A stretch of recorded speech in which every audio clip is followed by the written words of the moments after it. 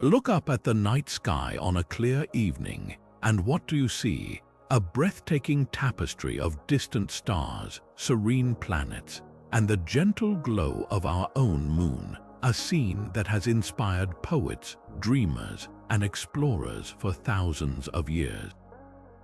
But what if I told you that this peaceful cosmic vista is hiding something far more unsettling?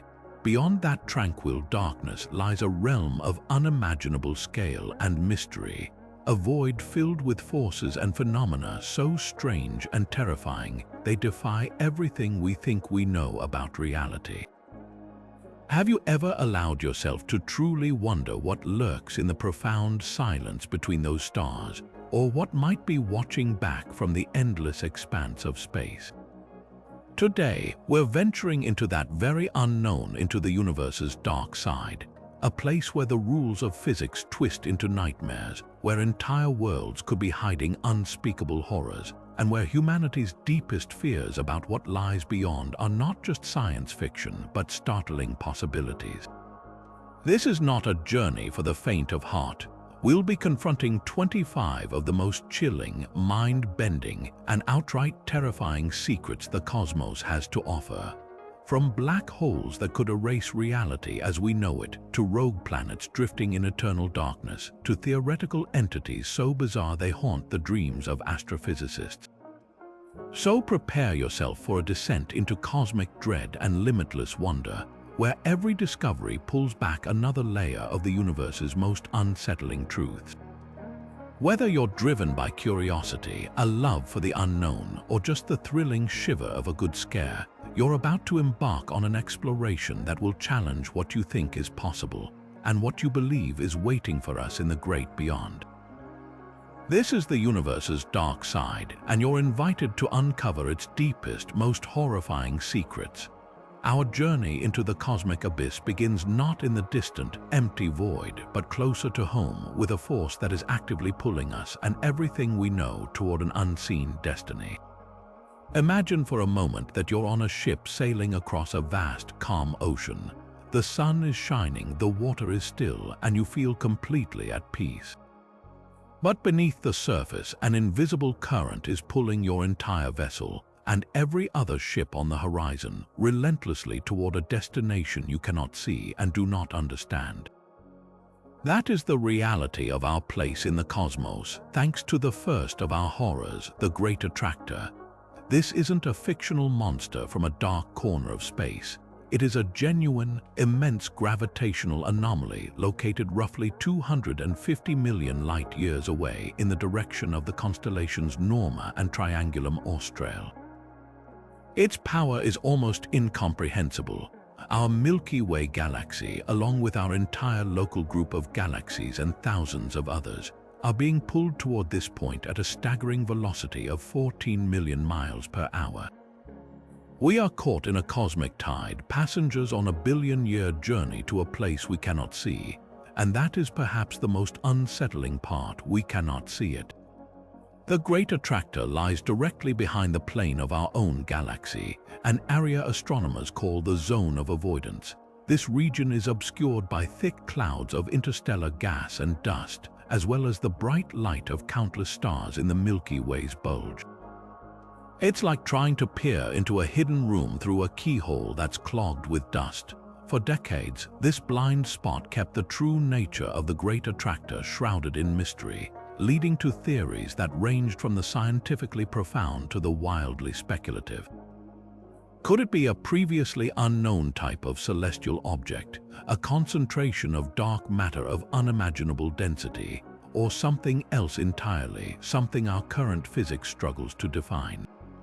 As our observational tools have improved, particularly with X-ray and radio telescopes that can pierce through the cosmic dust, we've begun to glimpse what lies in that forbidden zone.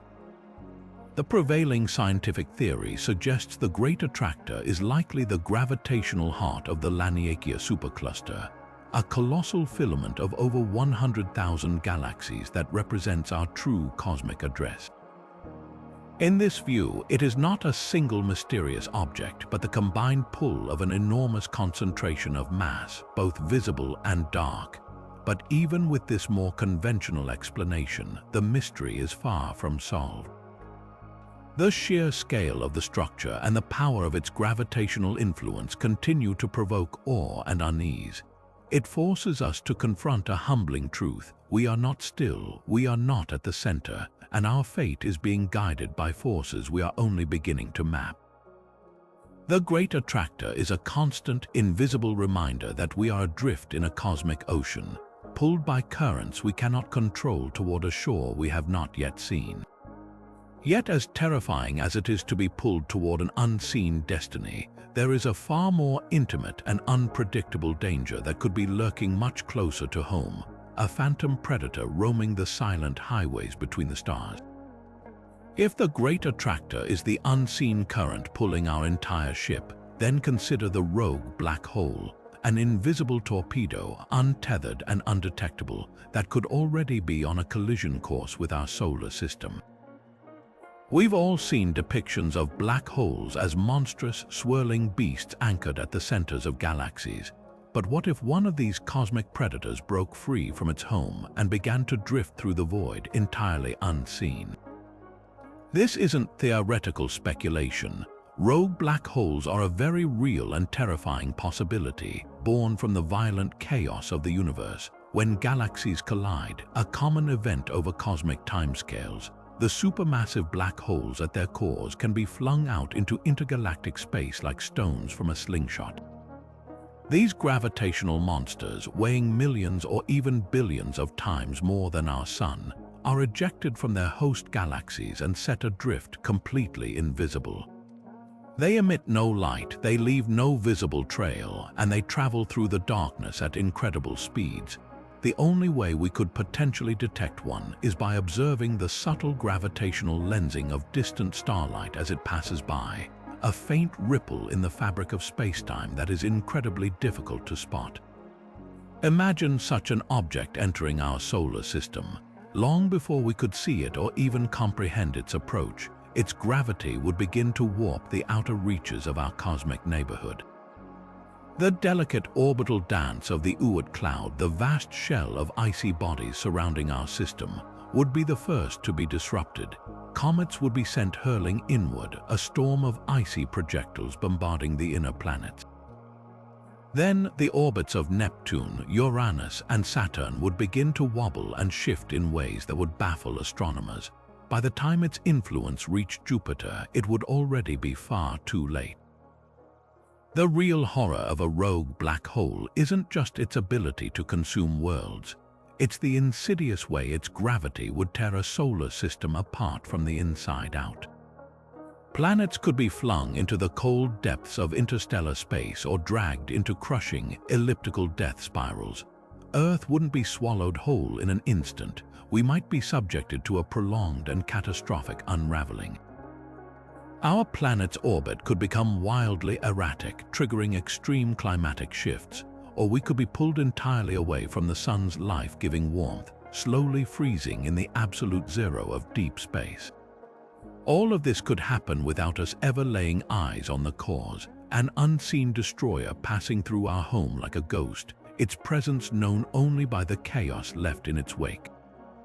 The probability of such an encounter is exceedingly low given the vast distances between stars, but the universe is old and these dark wanderers are numerous. Some estimates suggest there could be thousands of them roaming the Milky Way alone. Their existence forces us to confront a chilling reality: that the greatest threats in the cosmos may not be the brilliant, explosive deaths of stars, but the silent, invisible passage of a predator we never saw coming. But if a rogue black hole represents a physical predator in the darkness, the next horror is something far more fundamental and utterly inescapable. It is a flaw not in our location, but in the very fabric of reality itself. We assume the laws of physics are a constant, the unwavering rules that govern everything from the orbit of planets to the beating of our hearts. But what if those laws are not permanent? What if they are merely temporary, a shaky and unstable configuration that could, at any moment, and without any warning, simply collapse? This is the terrifying premise of vacuum decay. To understand this, we need to think of the universe not as empty space, but as a field of energy. Physicists describe our universe as existing in what they call a false vacuum. Imagine you're in a valley on a vast, rolling hillside. This valley is stable for now. You can walk around in it comfortably, but you're not actually at the very bottom of the entire landscape. Somewhere there is a much deeper valley, a state of true and ultimate stability. Our universe is perched in that higher valley. It seems stable, but it's metastable. It's a precarious equilibrium that could, given the right nudge, suddenly drop down to its true, lowest energy state. The catalyst for this collapse could be almost unimaginably small. Somewhere in the universe, perhaps in a lab a billion light-years away, or even right here in our own solar system, a random quantum fluctuation could provide that tiny nudge. In an instant, a microscopic bubble of true vacuum would spontaneously form. This bubble would not be made of matter. It is a region where the fundamental laws of physics, the constants we rely on, are completely different. The very rules of existence would be rewritten, and then it would expand. This bubble of new reality would spread outward in every direction at the speed of light. There would be no warning, no signal, no way to see it coming. Anything that travels at the speed of light, including light itself, is the event. The edge of this bubble would be a wall of absolute transformation, rewriting the universe as it passes. The moment it reached us, every atom in our bodies, every force that holds matter together, would cease to function as it does now. Chemistry, biology, physics, everything that constitutes existence would be instantly and permanently erased, replaced by something entirely unknown. It wouldn't be an explosion, it would be an unmaking. One moment we are here, and the next, the concept of here no longer has any meaning. The sheer finality of vacuum decay is what makes it so profoundly unsettling. It is an apocalypse that offers no drama, no struggle, and no aftermath. It is a silent, perfect, and total end to absolutely everything. The universe would continue, but it would be a universe operating under a completely new set of rules, likely incapable of supporting any form of life or structure we could possibly recognize. This isn't science fiction. It is a legitimate, though highly theoretical, consequence of our best models of quantum field theory. It forces us to confront the possibility that the ground beneath our feet, the air we breathe, and the stars in the sky are all resting on a foundation that is not solid but temporary, a cosmic accident waiting to correct itself. Yet even the total erasure of reality by vacuum decay requires a specific, if random, quantum trigger. There exists a far more common and violently active threat, one that has already left its mark on our world and continues to flash across the cosmos with terrifying regularity. These are the universe's ultimate cosmic death rays, gamma-ray bursts. If the previous horrors were silent and invisible, this one is a scream of pure energy, a flash of light so intensely powerful it defies all human scale and understanding. To grasp the sheer magnitude of a gamma-ray burst, we must first try to comprehend an amount of energy that is, by definition, nearly incomprehensible. Our Sun is a titanic nuclear furnace. Over the course of its entire 10 billion-year lifespan, it will release a staggering amount of power, enough to sustain life on a planet 93 million miles away for eons. A gamma-ray burst unleashes that same amount of energy, the Sun's entire lifetime output, in a matter of seconds, not over billions of years, but in the time it takes you to read this single sentence. It is, quite simply, the most powerful and violent explosive event to occur in the universe since the Big Bang itself. These cataclysms are born from the deaths of the most massive stars. When a star many times larger than our Sun exhausts its fuel, its core collapses not into a quiet white dwarf or even a standard supernova, but into a black hole. In that pivotal instant, the dying star unleashes twin jets of concentrated energy, shooting out from its poles at nearly the speed of light. These jets are packed with high-energy gamma radiation, the most potent form of light in the universe. If one of those jets is pointed directly at Earth, even from a galaxy thousands of light years away, the consequences would be nothing short of apocalyptic. The beam itself would not vaporize our planet. The true danger lies in what it does to our atmosphere. The initial flash of gamma rays would instantly rip apart the molecular bonds in our upper atmosphere, smashing nitrogen and oxygen atoms together to create a suffocating blanket of nitrogen dioxide, a toxic brownish gas that would shroud the planet in a perpetual dark smog. This would not only blot out the sun, triggering a rapid global ice age, but it would also systematically destroy the ozone layer, leaving every living thing on the surface completely exposed to the sun's full, unfiltered ultraviolet radiation. The event would be brutally swift. The sky would flash twice as bright as the sun for a few terrifying seconds, blinding any creature that looked directly at it. Within an hour, the chemical cascade in the atmosphere would be well underway. Within days, the planet would be plunged into a deep freeze while acid rain poured down from the poisoned skies.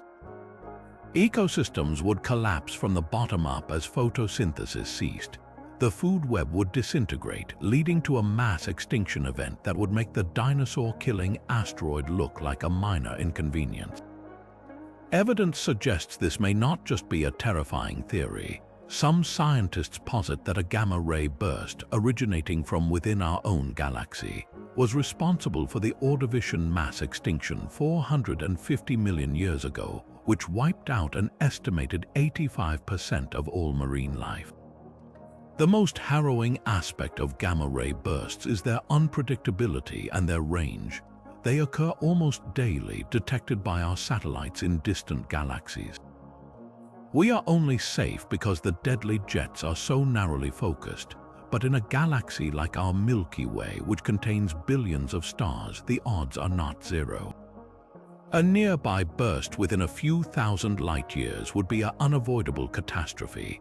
There would be no warning, no time to prepare or hide. One moment, the sky is normal. The next, it delivers a silent, invisible flash that marks the beginning of the end for most life on Earth. It is a stark reminder that we exist in a cosmic shooting gallery where the death throes of a distant, massive star could, at any moment, reach across the light years to erase us in the blink of an eye. After witnessing the raw, destructive power of gamma-ray bursts, we might take comfort in the thought that intelligence, once it arises, could find a way to survive such cosmic calamities. Perhaps a sufficiently advanced civilization could shield its planet, or even migrate among the stars to avoid local extinction events. This line of thinking leads us to one of the most profound and deeply unsettling questions in all of science, a puzzle so chilling it has come to be known as the Fermi Paradox. In a universe that is unimaginably vast and ancient, filled with hundreds of billions of galaxies, each containing hundreds of billions of stars, the numbers overwhelmingly suggest we should not be alone. The raw ingredients for life are everywhere, so, with so many potential homes and so much time for intelligence to evolve and spread, where is everybody? The silence of the cosmos is not just puzzling, it is, in its own way, terrifying. This paradox gets its name from a casual lunchtime conversation in the summer of 1950. Physicist Enrico Fermi, after considering the staggering number of stars and the potential for life, simply asked, "But where is everybody?" His point was razor-sharp. If even a single civilization arose in our galaxy and developed the capability for interstellar travel, even at a small fraction of the speed of light, it could colonize the entire Milky Way within a few tens of millions of years. On a cosmic timescale that is the blink of an eye, our galaxy is over 13 billion years old. There has been more than enough time for countless empires to rise, expand, and leave an indelible mark on every corner of the galaxy. We should see their artifacts, their constructions, their signals, their presence should be unmistakable, and yet we hear nothing but a deafening, empty silence. This great silence suggests something is terribly wrong. Numerous theories have been proposed to solve this paradox, but the most disturbing category of answers falls under a concept known as the Great Filter. This idea suggests that there is some kind of barrier, a nearly insurmountable challenge or series of challenges, that prevents life from progressing to the stage of a visible interstellar civilization. The true horror of the Fermi paradox lies in figuring out where this filter is located on the timeline of development. Is it behind us or is it still ahead of us? If the filter is behind us, it means we are incredible cosmic lottery winners. It suggests that the step from non-life to life, or from simple life to intelligent, tool-using life, is so astronomically rare that it has perhaps only happened once in our entire galaxy. We might truly be alone, the first and only beings to have made it this far. This is a lonely and humbling thought, placing an immense weight of cosmic responsibility on our shoulders, but it is not the most frightening possibility. The truly terrifying scenario is that the Great Filter is still ahead of us. This implies that the development of an advanced technological civilization contains within it the seeds of its own inevitable destruction. Every species that reaches our level of development may hit a wall, a challenge so profound that none have ever passed beyond it. What could this filter be? It could be the invention of nuclear, biological, or chemical weapons leading to self-annihilation. It could be the creation of a runaway artificial intelligence that decides its creators are obsolete. It could be the catastrophic ecological collapse of a home planet, a fate we are currently flirting with ourselves.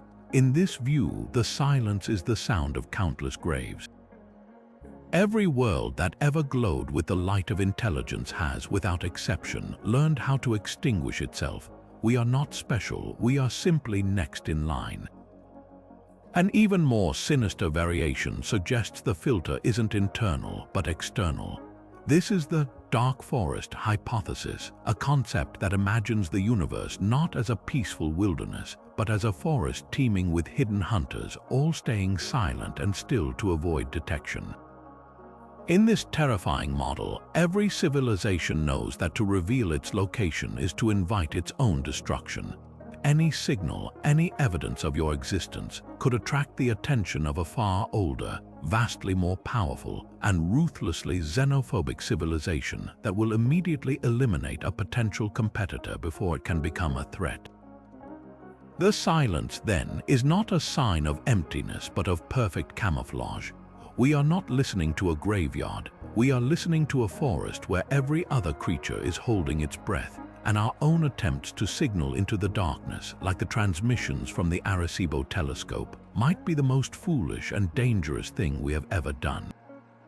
The Fermi paradox holds up a dark mirror to humanity, forcing us to confront our own future. Are we pioneers, survivors, or merely the next entry in a long list of cosmic failures? The empty stars offer no answer, only a warning written in silence. It is a warning that the greatest obstacle to finding alien life may not be the vastness of space, but the inherent fragility of intelligence itself. Yet as we ponder the unsettling silence suggested by the Fermi paradox, we are forced to consider an even more fundamental and pervasive mystery, one that literally holds the cosmos together while remaining utterly invisible to us. We look out at the night sky and see a universe defined by the things that shine, stars, galaxies, and brilliant nebulae. But this luminous reality is nothing more than a decorative glitter sprinkled on the surface of a far deeper and darker truth. The true cosmic architecture, the hidden skeleton of the universe, is built from something we cannot see, touch, or directly detect in any way. This is the sixth horror, the profound and enigmatic grip of dark matter.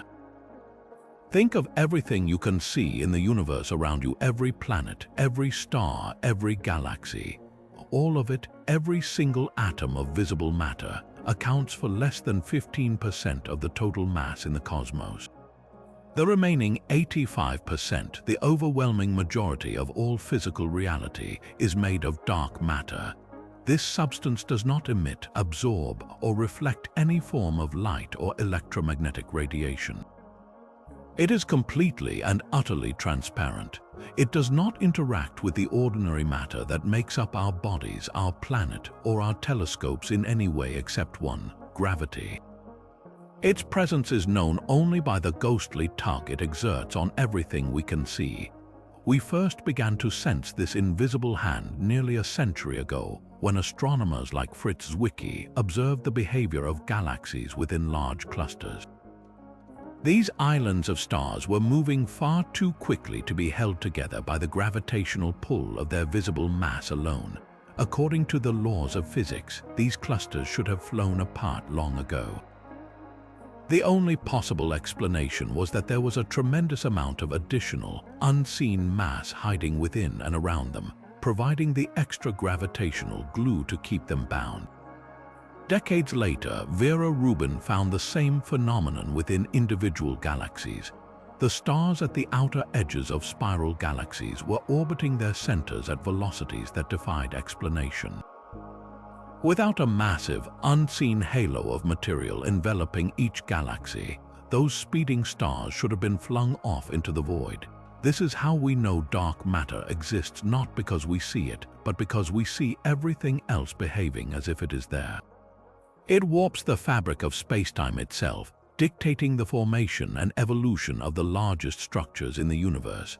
The great cosmic web of filaments and voids that defines the large-scale structure of the cosmos is primarily a map of dark matter's distribution.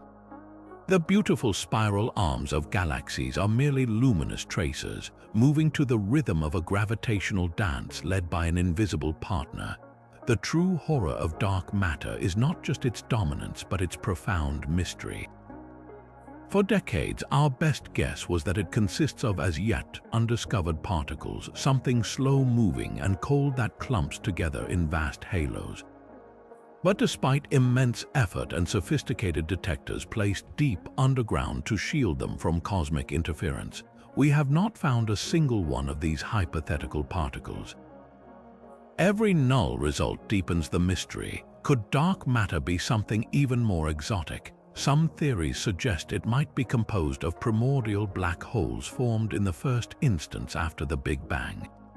Others entertain the possibility that we have completely misunderstood gravity itself, and that our fundamental theories require a radical rewrite. This leads to a deeply unsettling thought. We are living in a universe where the vast majority of reality is made of something we do not understand and cannot perceive.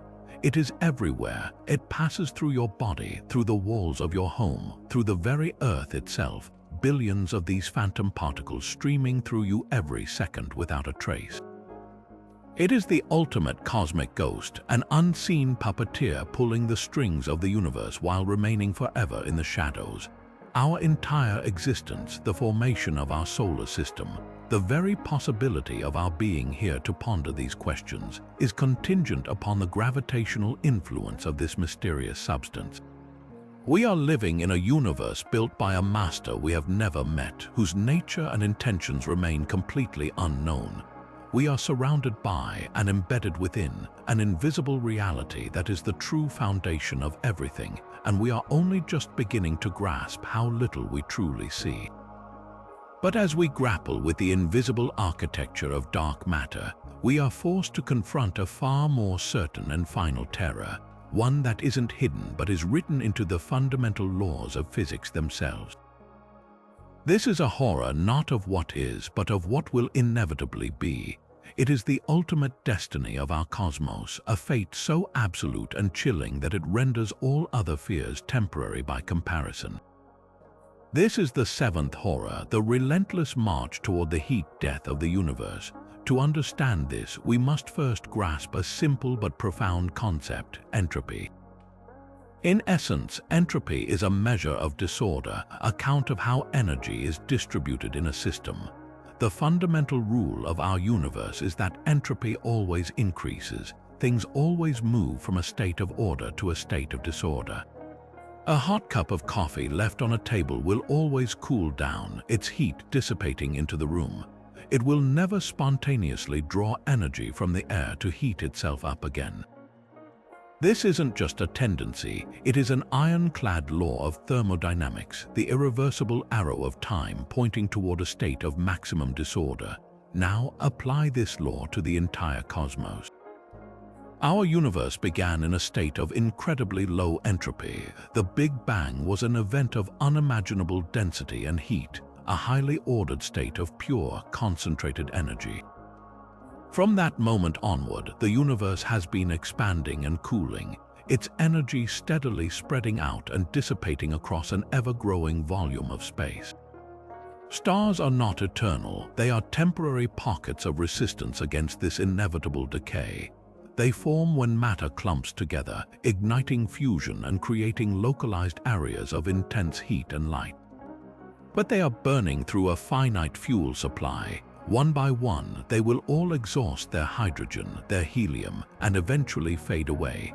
The timeline for this process is almost beyond human comprehension, measured in timescales so vast they dwarf the entire history of life on Earth.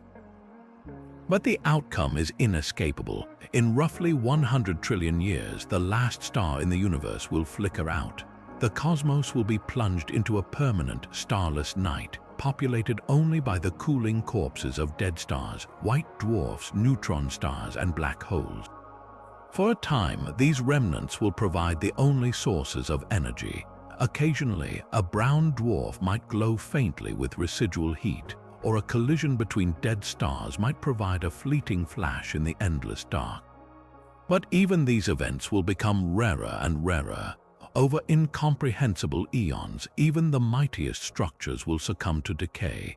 Galaxies will evaporate as their stars are flung into the void by gravitational interactions. The protons and neutrons that make up all matter may themselves decay, dissolving the very building blocks of reality into subatomic particles.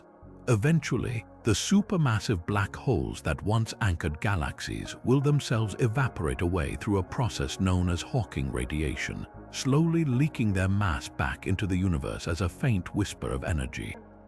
And then the final state is reached. The universe will be a thin, cold soup of particles and radiation, spread so infinitely thin that the temperature everywhere approaches absolute zero, minus 273.15 degrees Celsius. At this temperature, all motion ceases, no chemical reactions can occur, no work can be done. There will be no stars, no planets, no light, and no heat. There will only be a vast, uniform, and eternal darkness. Time itself, with no events to mark its passage, will become meaningless. The universe will have achieved a state of maximum entropy, a final, perfect equilibrium where nothing ever happens again. This is the true essence of cosmic horror. It isn't about a monster you can fight or a disaster you can flee. It is the absolute, inescapable certainty that every struggle, every achievement, every memory, and every consciousness that has ever existed is ultimately temporary. The entire grand story of the cosmos, from the first second of the Big Bang to the last thought of the last being, is merely a fleeting fluctuation in a universe that is destined for an eternal, silent, and lifeless freeze. It is the ultimate victory of chaos over order, of stillness over activity, and of nothingness over everything. Our existence is a brief and brilliant spark in an ocean of endless night, a spark that is destined, with absolute certainty, to be extinguished forever. But if the heat death of the universe presents a final, cold end for all of reality, our next horror twists the very concept of death and survival into something deeply personal and psychologically unnerving. It emerges not from astrophysics, but from one of the most bizarre interpretations of quantum mechanics, and it suggests that for your own consciousness, death might not just be avoidable, it could be fundamentally impossible. This is the thought experiment known as quantum immortality, and it proposes a fate that is arguably far more terrifying than any form of extinction. To grasp this idea, we first need to understand the many worlds interpretation of quantum physics. In the strange subatomic realm, particles don't exist in a single defined state until they are observed. Instead, they exist in a haze of probabilities called a superposition. The classic example is Schrödinger's cat, a hypothetical feline in a box that is both alive and dead until someone looks inside. The many worlds interpretation takes this a step further. It suggests that at the moment of observation, the universe doesn't choose a single outcome. Instead, it splits into multiple branches, creating parallel realities. In one universe, the cat is alive and meowing. In another, equally real universe, the cat is dead. Every possible outcome of every quantum event actually occurs, spawning an endless, ever-branching tree of alternate timelines. Now, apply this concept to your own life and death. Every second of every day, you are faced with countless potential moments of danger. You might cross the street and narrowly avoid a bus. In that single moment, the universe splits.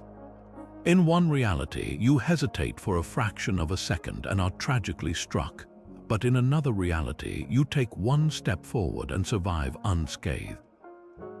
According to the logic of quantum immortality, your conscious experience is tethered exclusively to the branches of the multiverse where you continue to exist. You will never experience the moment of your own death because, from your first-person perspective, you will always find yourself in a reality where you somehow, against all odds, survive. This sounds like a fantastic superpower at first, a guarantee of endless life, but the implications quickly spiral into a psychological nightmare. Imagine you are in a tragic accident, a situation with a 99.9% mortality rate. In nearly every conceivable outcome, you perish, but your consciousness would inevitably follow the 1 in 1,000 timeline where a freak gust of wind, a last-second rescue, or a miraculously misplaced organ allows you to live, albeit likely with severe and crippling injuries. Now repeat this process. With every new brush with death, you are shunted into a more and more unlikely reality. Over time, you could find yourself as the lone survivor in a world devastated by a global pandemic, a nuclear war, or an asteroid impact. You could be the last human alive on a dead Earth, trapped in a broken, pain-racked body that simply will not die, living through an endless series of ever more improbable survivals while everyone else you ever knew or loved perished in other branches of reality. The true terror of quantum immortality is not about cheating death. It's about the potential for infinite solitude and suffering. Your consciousness becomes a prisoner of probability, forever fleeing from the silence of non-existence into a series of increasingly horrifying existences.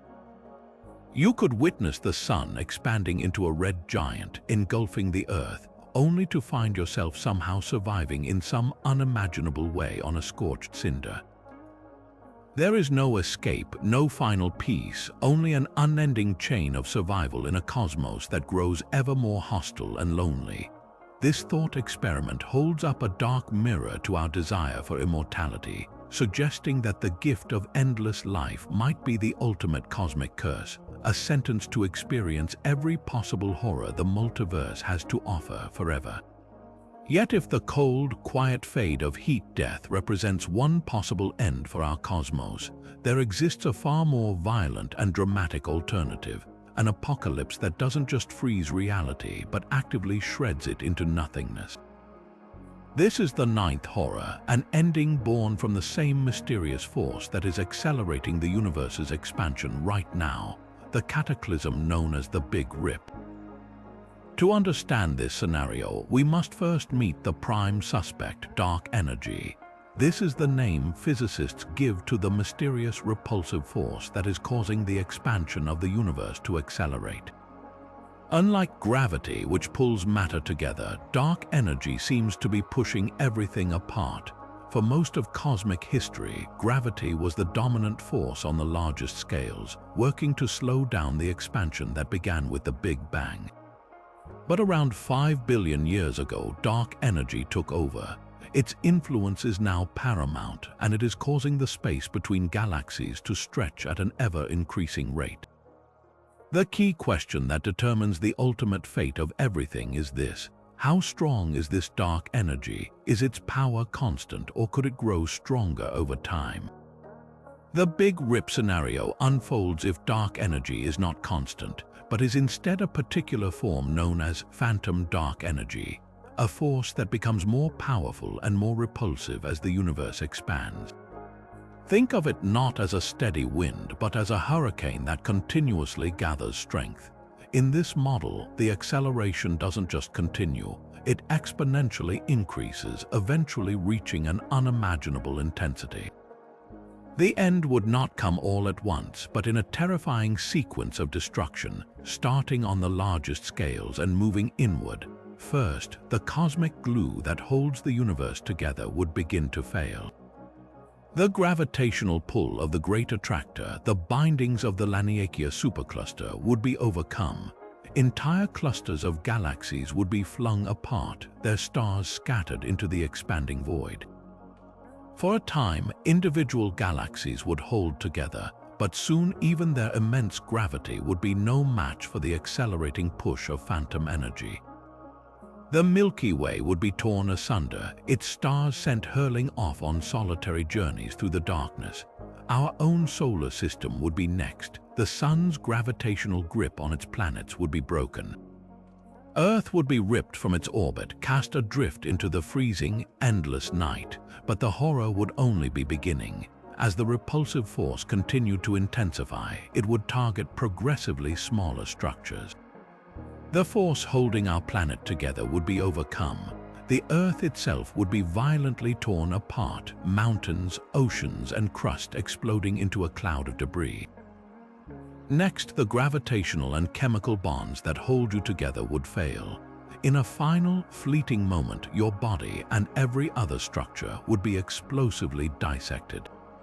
Molecules would be ripped into atoms, atoms would be split into nuclei and electrons, and finally, the very fabric of spacetime itself, the stage on which all existence plays out, would be torn apart in a terminal cosmic rupture.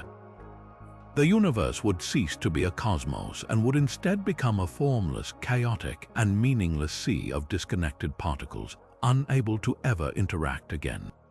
The timeline for this is, thankfully, immensely long. If it happens, it is estimated to occur in about 22 billion years, but the sheer violence of the Big Rip makes it a uniquely visceral and terrifying prospect. The heat death is a slow, gradual fading into cold and silence. The Big Rip is an active, aggressive, and total demolition of reality from the largest galaxy down to the smallest subatomic particle. It is the universe turning on itself with ultimate fury, ensuring that no structure, no memory, and no fragment of what once was remains. It is the definitive end of everything, leaving behind not even the possibility of a future.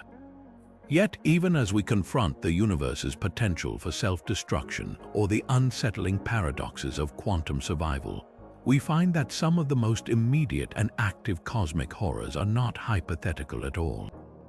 They are the undead remnants of stars that have already died, celestial corpses that refuse to rest quietly in their graves. These are the zombie stars, and they haunt the galaxy with a terrifying array of supernatural abilities, each more extreme than the last. The most common of these stellar revenants is the white dwarf. This is the fate that awaits over 97% of all stars, including our own sun. When a star like ours exhausts its nuclear fuel, it doesn't have enough mass to explode. Instead, it goes through a violent death throes, puffing off its outer layers into a beautiful but fleeting planetary nebula. All that remains is its incredibly dense, Earth-sized core, a white-hot cinder made primarily of carbon and oxygen.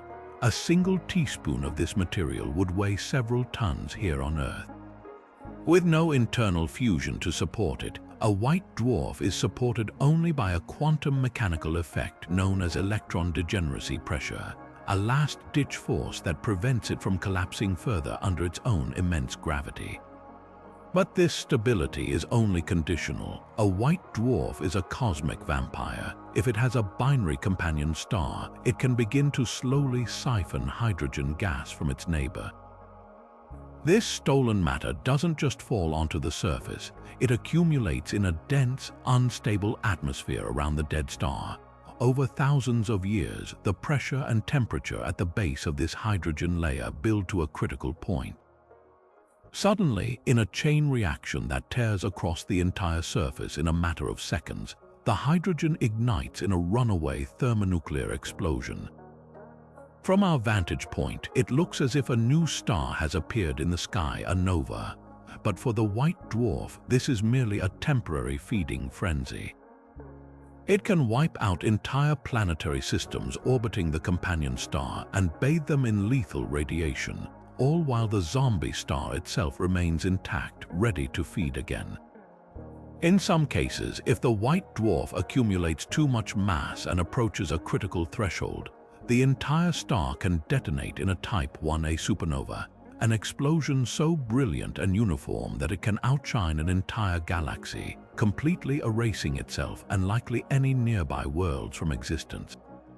If a white dwarf represents a ghost that feeds, then a neutron star is a ghost that has been crushed into a state of pure, incomprehensible density. These are the remnants of stars more massive than our Sun, those that do have the weight to go supernova. When such a star explodes, the outer layers are blasted into space, but the core is subjected to pressures so extreme that protons and electrons are literally crushed together to form neutrons. The result is a city-sized object, typically only about 12 miles across, yet containing more mass than our entire Sun. The density is beyond human analogy. To put it in perspective, a single sugar cube-sized piece of a neutron star would weigh not just tons, but approximately 1 billion tons here on Earth, roughly the mass of Mount Everest compressed into a tiny block. The surface gravity is so intense that if you were to drop a marshmallow onto it from just a meter away, it would impact with the force of 1,000 hydrogen bombs.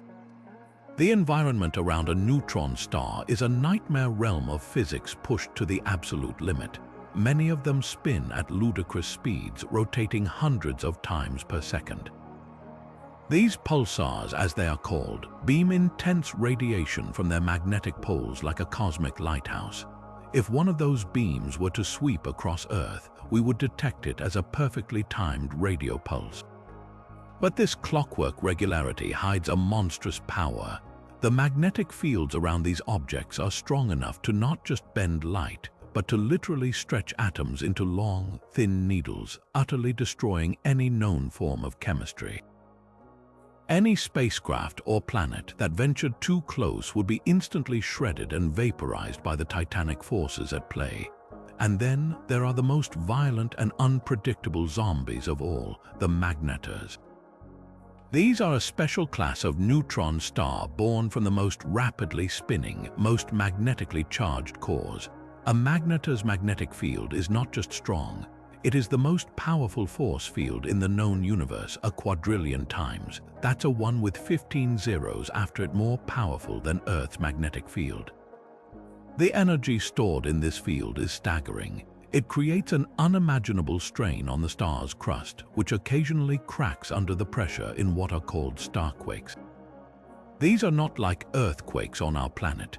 A single minor starquake on a magnetar releases more energy in a fraction of a second than our Sun will emit over 100,000 years. The consequences of such an event are almost biblical in scale. In 2004, a magnetar located 50,000 light-years away in the constellation Sagittarius experienced a starquake.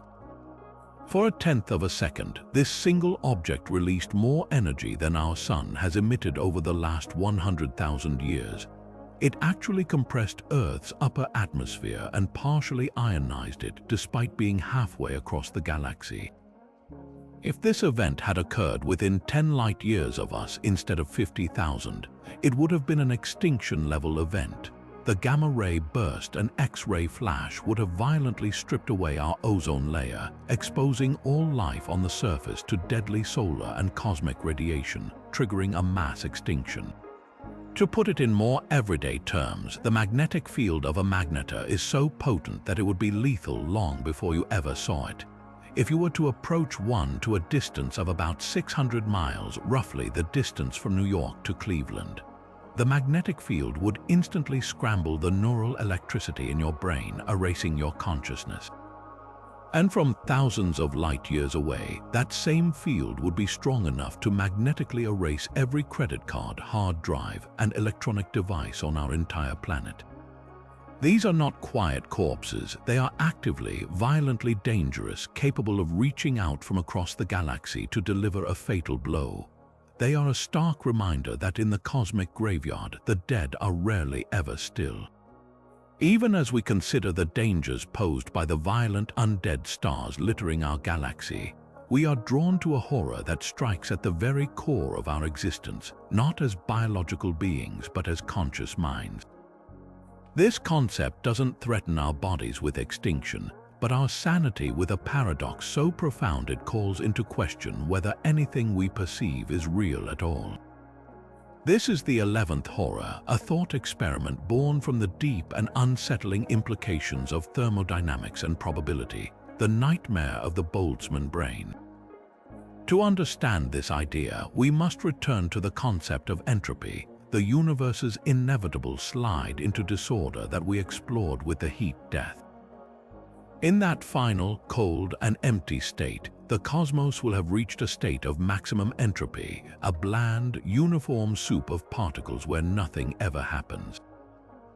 But here's where the paradox enters. According to the laws of statistical mechanics, even in a state of maximum disorder, random quantum fluctuations are still possible. Given an infinite amount of time, and the heat-dead universe has nothing but time, these tiny fluctuations can lead to incredibly rare, but not impossible, events.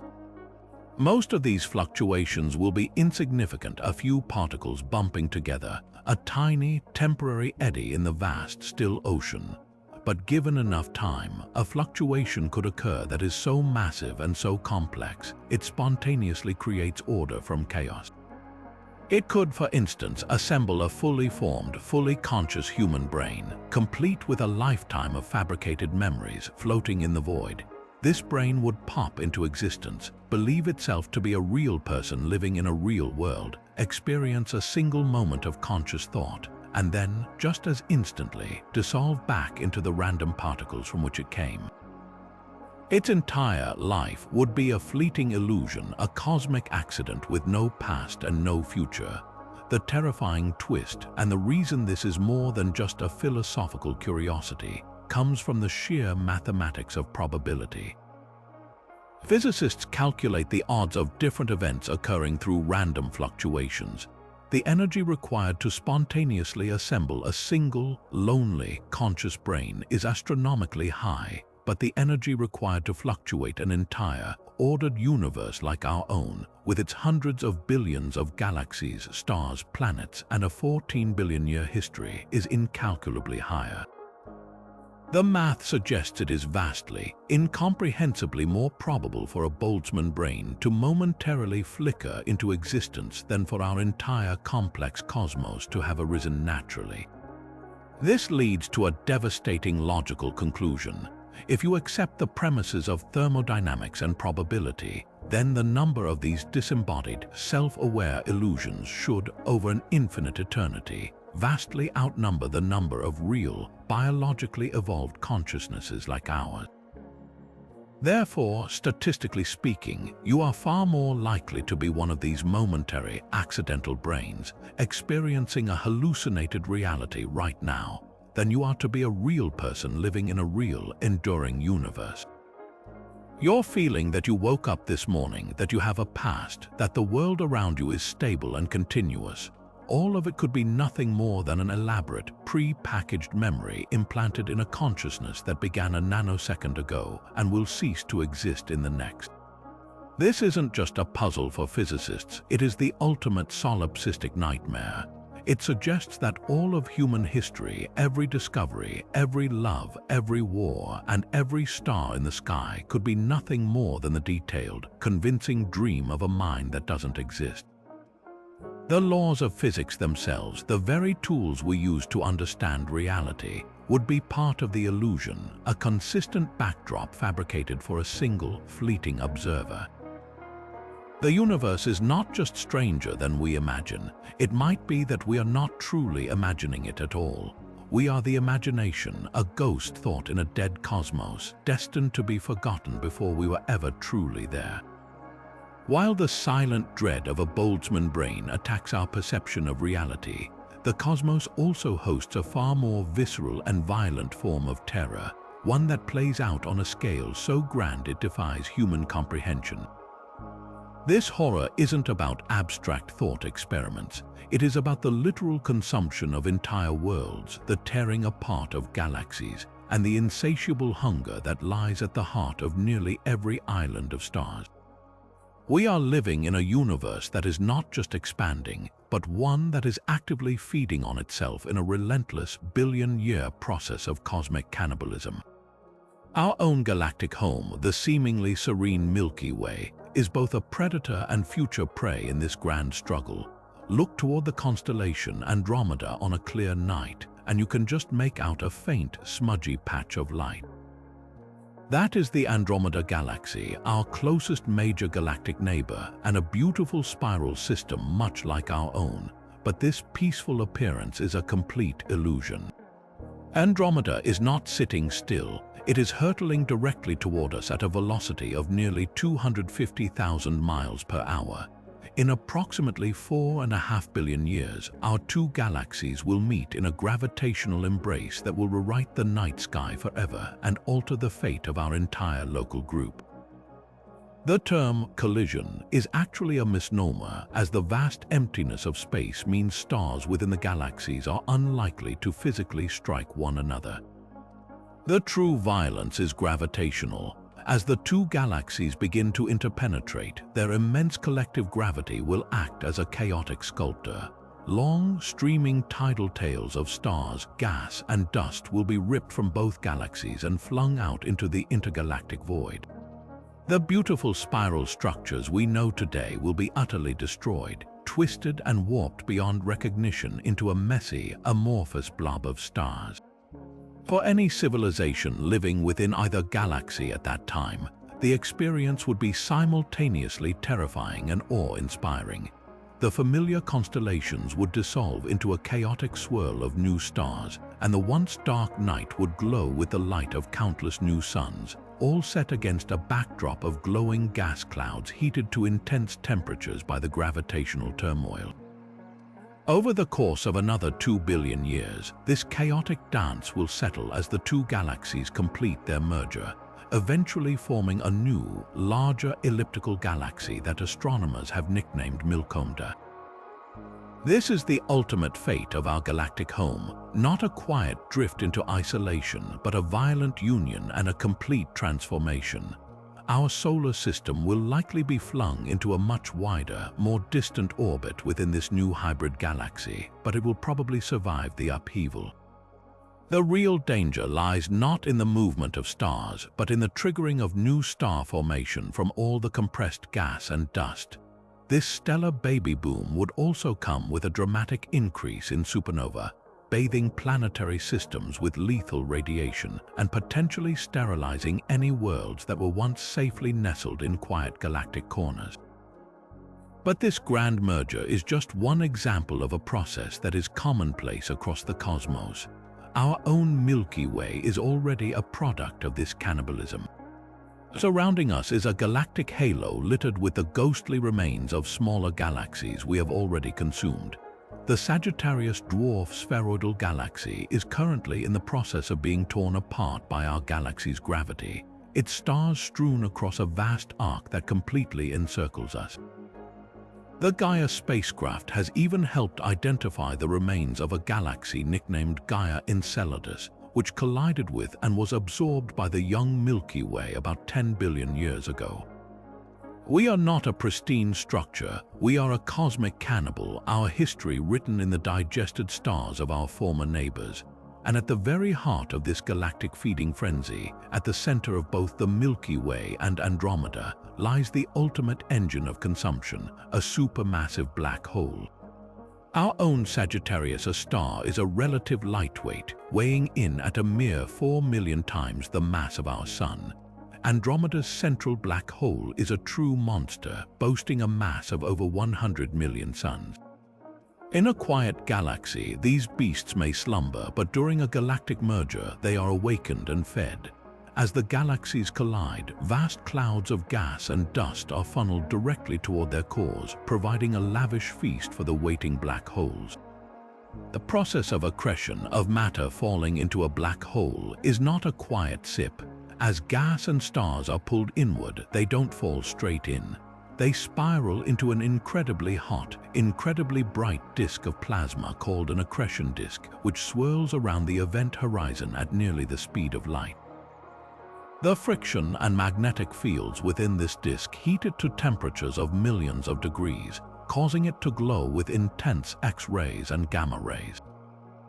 The black hole doesn't just eat, it announces its meal with a scream of radiation that can outshine every star in the galaxy combined. This is known as an active galactic nucleus or a quasar, and it is the most efficient engine for converting matter into energy in the entire universe.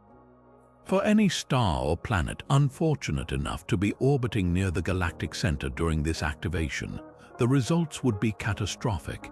The intense radiation pouring from the quasar would scour atmospheres away and sterilize worlds across thousands of light years. But the feast has an even more violent course. If a star ventures too close, it doesn't just get swallowed whole. The black hole's immense tidal forces will stretch and compress it, pulling it apart in a spectacular event called a tidal disruption event. The star is literally spaghettified, torn into a stream of gas that then wraps around the black hole, fueling a brilliant and short-lived flare that signals the death of a sun. This is the hierarchy of cosmic cannibalism. Galaxies consume smaller galaxies, and at their centers, supermassive black holes consume everything that dares to come near.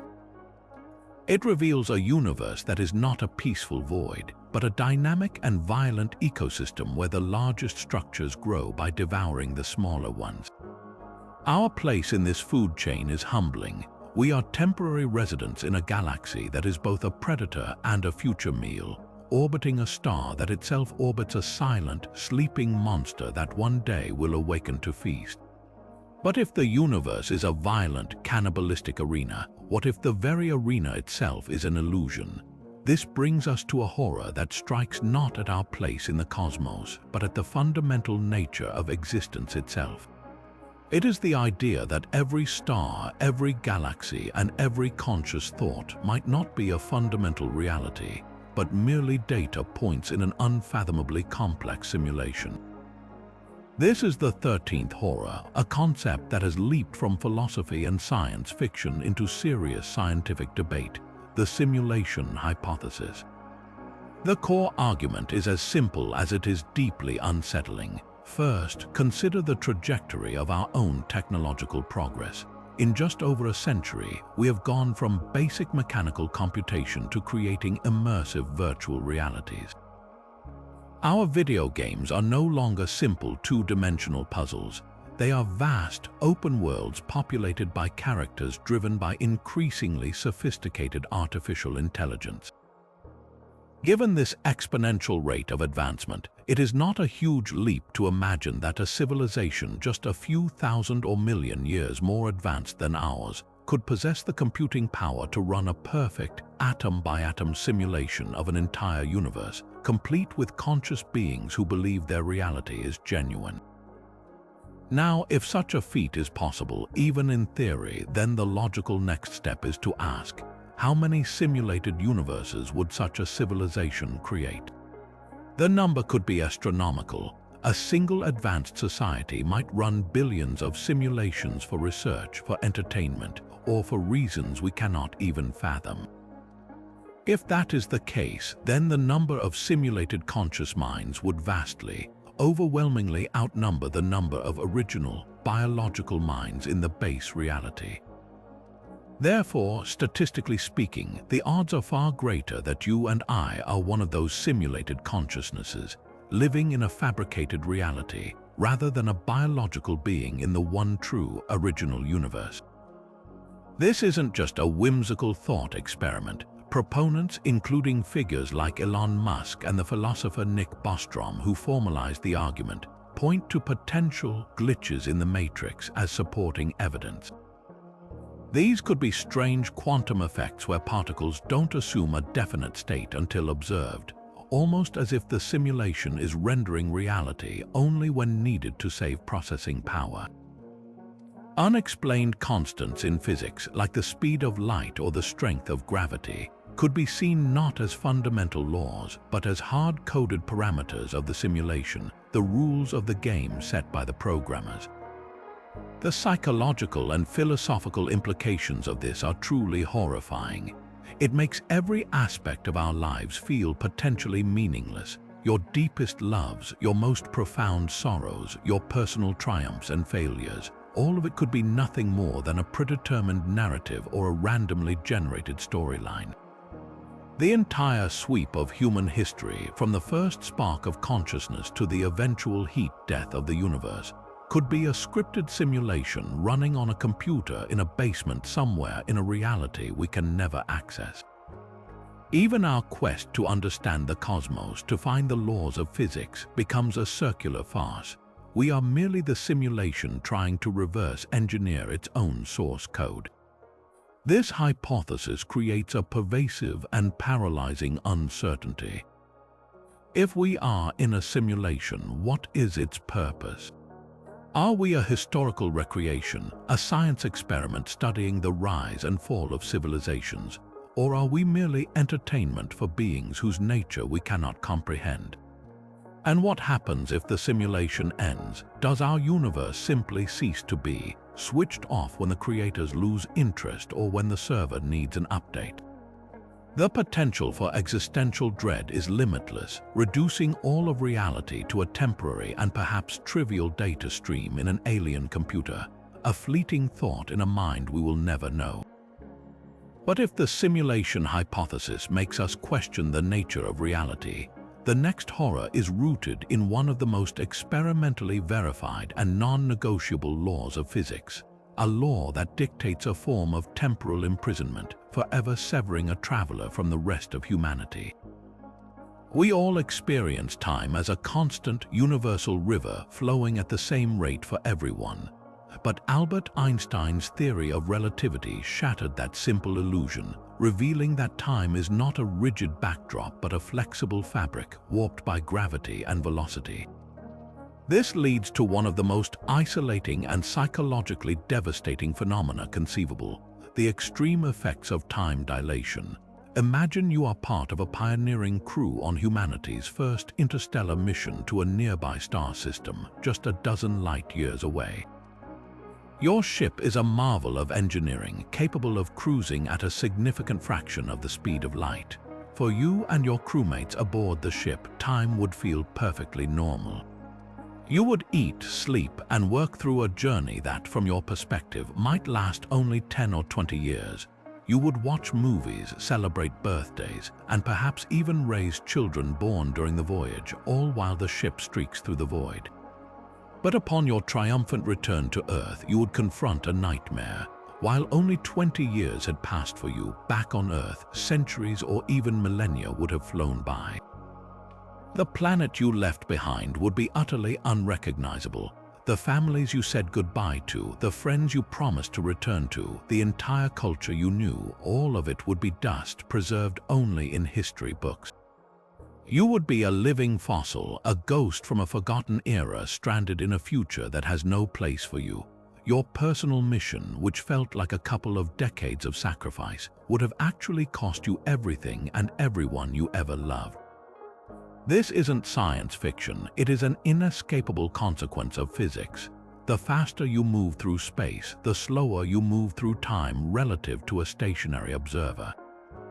This effect is compounded to truly terrifying degrees near objects of immense gravity like black holes. Picture a brave team of scientists on a mission to study a supermassive black hole from a safe orbit. They would be conducting experiments and sending back data, their clocks ticking at what feels like a normal pace, but for every hour that passes for the crew near the black hole's intense gravitational field, years, decades, or even centuries could be passing for everyone else in the universe. The crew would essentially be watching the future unfold on fast forward. They could observe their mission control on Earth, seeing the faces of their loved ones age and wither in a matter of days. They could witness the rise and fall of civilizations, the shifting of political landscapes, and the slow dance of galaxies in the external universe, all while they remain trapped in a bubble of slowed time. The most profound horror here is not the personal loss, but the absolute and unbridgeable solitude. You could never truly share your experience with anyone who wasn't there with you. You could return as the sole witness to centuries of history, but your story would be that of an outsider who watched it all through a window, completely disconnected from the flow of human experience.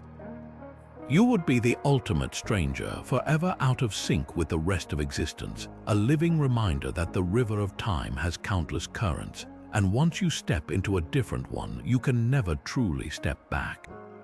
Yet as we grapple with the silent implications of the Fermi Paradox, our history is punctuated by a single, electrifying moment that seemed to shatter that silence. A fleeting signal so perfect, so tantalizing, that for 72 seconds, it offered the breathtaking possibility that we were not alone, only to vanish without a trace, leaving behind one of the most enduring and haunting mysteries.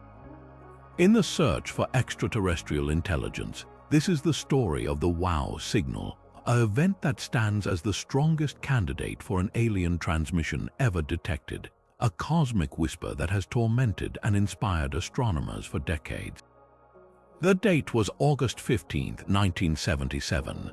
At the Big Ear Radio Telescope in Delaware, Ohio, a massive array designed to sweep the skies for narrowband radio signals, the kind theoretically produced by an advanced civilization, was dutifully recording its data onto long, continuous printouts.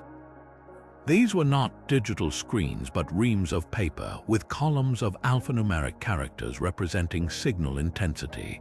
For the most part, the data was a sea of noise, the background hiss of the universe. But later that night, when volunteer astronomer Jerry Amon was reviewing the printout, his eye was drawn to a sequence of characters so startling that he circled them in red pen and simply wrote, "Wow." In the margin, that single, spontaneous exclamation gave the signal its famous name, and it perfectly captures the shock of discovery. The sequence he saw was 6 equals QUJ5. In the observatory's code, this represented a signal intensity that peaked at 30 times the background noise, a massive spike that lasted for exactly 72 seconds. The precise duration the Big Ear telescope could hold a fixed point in the sky due to Earth's rotation. The signal was narrowband, concentrated around the frequency of 1420.406 MHz. This was not random cosmic static. It was a laser-like beam of radio waves, and its frequency was profoundly significant. It falls within the protected water hole band, a quiet region of the radio spectrum nestled between the natural emission lines of hydrogen and hydroxyl radicals, the components of water. Scientists had previously speculated that this quiet window would be an ideal, universal channel for interstellar communication, a cosmic watering hole where civilizations might logically gather to listen and broadcast. Everything about the WOW signal matched the predicted signature of an artificial, interstellar message. It came from the direction of the constellation Sagittarius, near the star group Chi Sagittarii, in a region relatively empty of known stars, which only added to its mystery. The signal's intensity rose and fell in a perfect curve, exactly as expected for a distant source passing through the telescope's fixed field of view. It was for that brief moment the holy grail of SETI, the search for extraterrestrial intelligence, and then it was gone. The immediate and obvious next step was to listen again. The Big Ear telescope and other observatories around the world have pointed their dishes toward that same patch of sky countless times over the subsequent decades, scanning across a wide range of frequencies. They have listened with equipment far more sensitive than what was available in 1977. The result has been a profound and deeply frustrating silence. The signal never repeated, not a whisper, not an echo. It was a one-time event, a cosmic flash in the pan that has stubbornly refused to be heard again. This refusal to repeat is the core of the signal's haunting power and the source of its enduring mystery. It forces us to confront a series of unsettling questions. If it was a genuine alien transmission, what was its purpose? Was it a brief, targeted beacon meant for someone else, and we simply happened to drift through its path for a moment, like a ship passing through the beam of a distant lighthouse? Was it a piece of enormous galaxy-spanning machinery, an alien propulsion system or communication relay that briefly leaked radiation in our direction? Or perhaps it was a message, but one that was sent only once, a desperate SOS from a civilization that flared into existence and then succumbed to some great filter, its final shout now echoing through an empty cosmos, never to be sent again. The other possibility, of course, is that it was not alien at all. Skeptics have proposed numerous natural explanations, though each one has significant weaknesses. Could it have been a reflection of a human signal bouncing off a piece of space debris? The specific frequency of 1420 MHz is protected by international agreement, reserved for radio astronomy because it is supposed to be free of earthly transmission. No known satellite or human-made object was in that position at that time. Could it have been a comet? This theory was proposed decades later, suggesting that the hydrogen clouds surrounding two passing comets could have emitted the signal. However, this explanation has been widely criticized and largely debunked by astronomers who point out that comets are not known to emit strong, narrowband radio waves at that specific frequency. And critically, those particular comets were not actually in the area of the sky the signal came from on that August night. The WOW signal occupies a unique and agonizing place in science. It is not confirmed proof of extraterrestrial intelligence, but it is far too perfect to be easily dismissed as mere noise. It is the ultimate cosmic tease, a single, perfect data point that offers no conclusion. It is the phone that rings once in a silent house, and when you pick it up, all you hear is a dial tone. It embodies the central hope and agony of the search for other life, the hope that the universe is speaking and the agony of its stubborn, overwhelming silence. It remains a permanent reminder that the cosmos might be trying to tell us something, and we just might have missed the message. Even as we search for answers within the familiar bounds of our own cosmos, peering at distant stars and listening for whispers like the WOW signal, astronomers have stumbled upon evidence of something so vast and so alien that it might not belong to our universe at all. This discovery doesn't just challenge our models, it suggests that the entire observable universe, all 93 billion light-years of it, might be nothing more than a local province, a small island in a far grander and more terrifying cosmic archipelago. This is the 16th horror, a phenomenon so unsettling it has been named dark flow. The story begins with one of our most powerful tools for mapping the cosmos, the cosmic microwave background radiation, or CMB. This is the faint afterglow of the Big Bang itself, a snapshot of the infant universe when it was just 380,000 years old. This radiation is remarkably uniform, a nearly perfect thermal bath that fills all of space. However, tiny fluctuations in its temperature on the order of 100,000th of a degree reveal the seeds of all future structure, the regions of slightly higher density that would one day collapse into galaxies and clusters of galaxies. Because this background radiation defines the rest frame of the universe, it serves as the ultimate reference point against which all motion can be measured. Any large-scale movement through this frame should be visible as a subtle distortion, a Doppler shift in the CMB's temperature. In 2008, a team of astronomers led by Alexander Kashlinsky were studying this very effect. They were using data from the Wilkinson microwave anisotropy probe to track the motion of enormous clusters of galaxies, each containing thousands of individual galaxies bound together by gravity. According to our standard cosmological models, the motion of these colossal structures should be random and relative to the Hubble flow, the general expansion of the universe. There should be no preferred direction on the largest scales. What the team found, however, was anything but random. They detected a startling, coordinated motion. Hundreds of clusters comprising untold billions of stars were all streaming in the same direction at velocities exceeding 2 million miles per hour. This wasn't a gentle drift, it was a cosmic stampede, and it was headed toward a specific patch of space between the constellations Centaurus and Vela. The implications of this are staggering. For these clusters to be moving in concert, they must be under the influence of an unimaginably powerful gravitational source.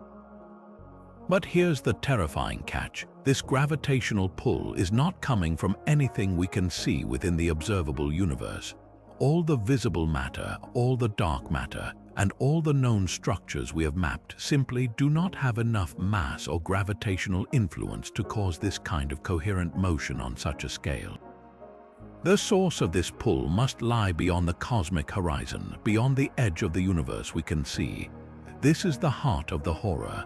The observable universe is defined by the distance light has had time to travel since the Big Bang, roughly 13.8 billion years ago. Anything beyond that boundary is, by definition, outside our causal contact. We cannot see it, we cannot receive any information from it, and its light has not had time to reach us. Yet, according to the dark flow observations, something out there is pulling on us. This suggests one of two mind-bending possibilities.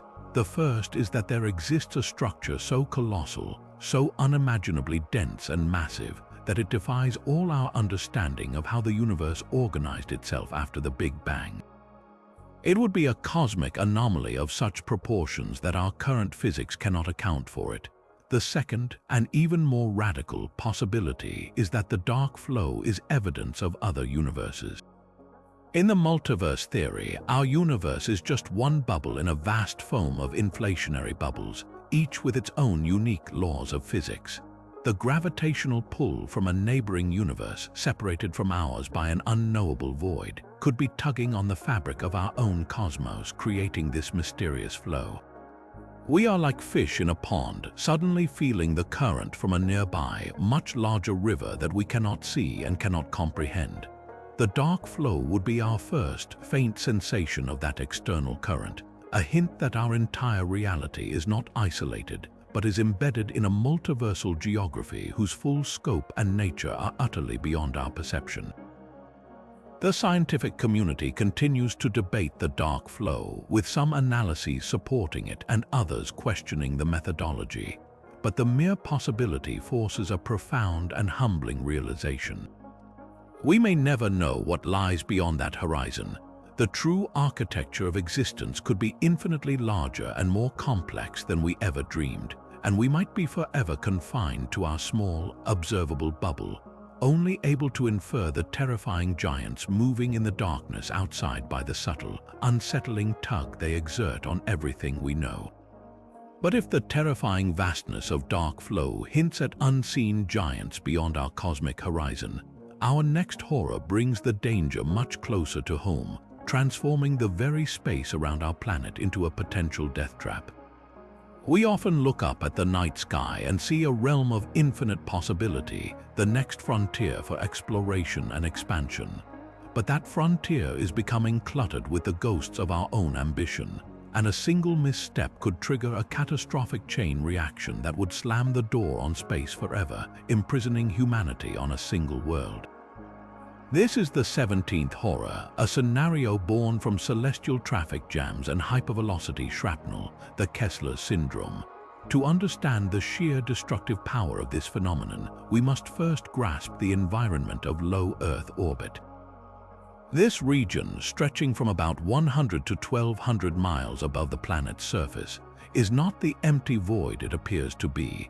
It is a bustling orbital highway packed with active satellites that form the backbone of modern civilization.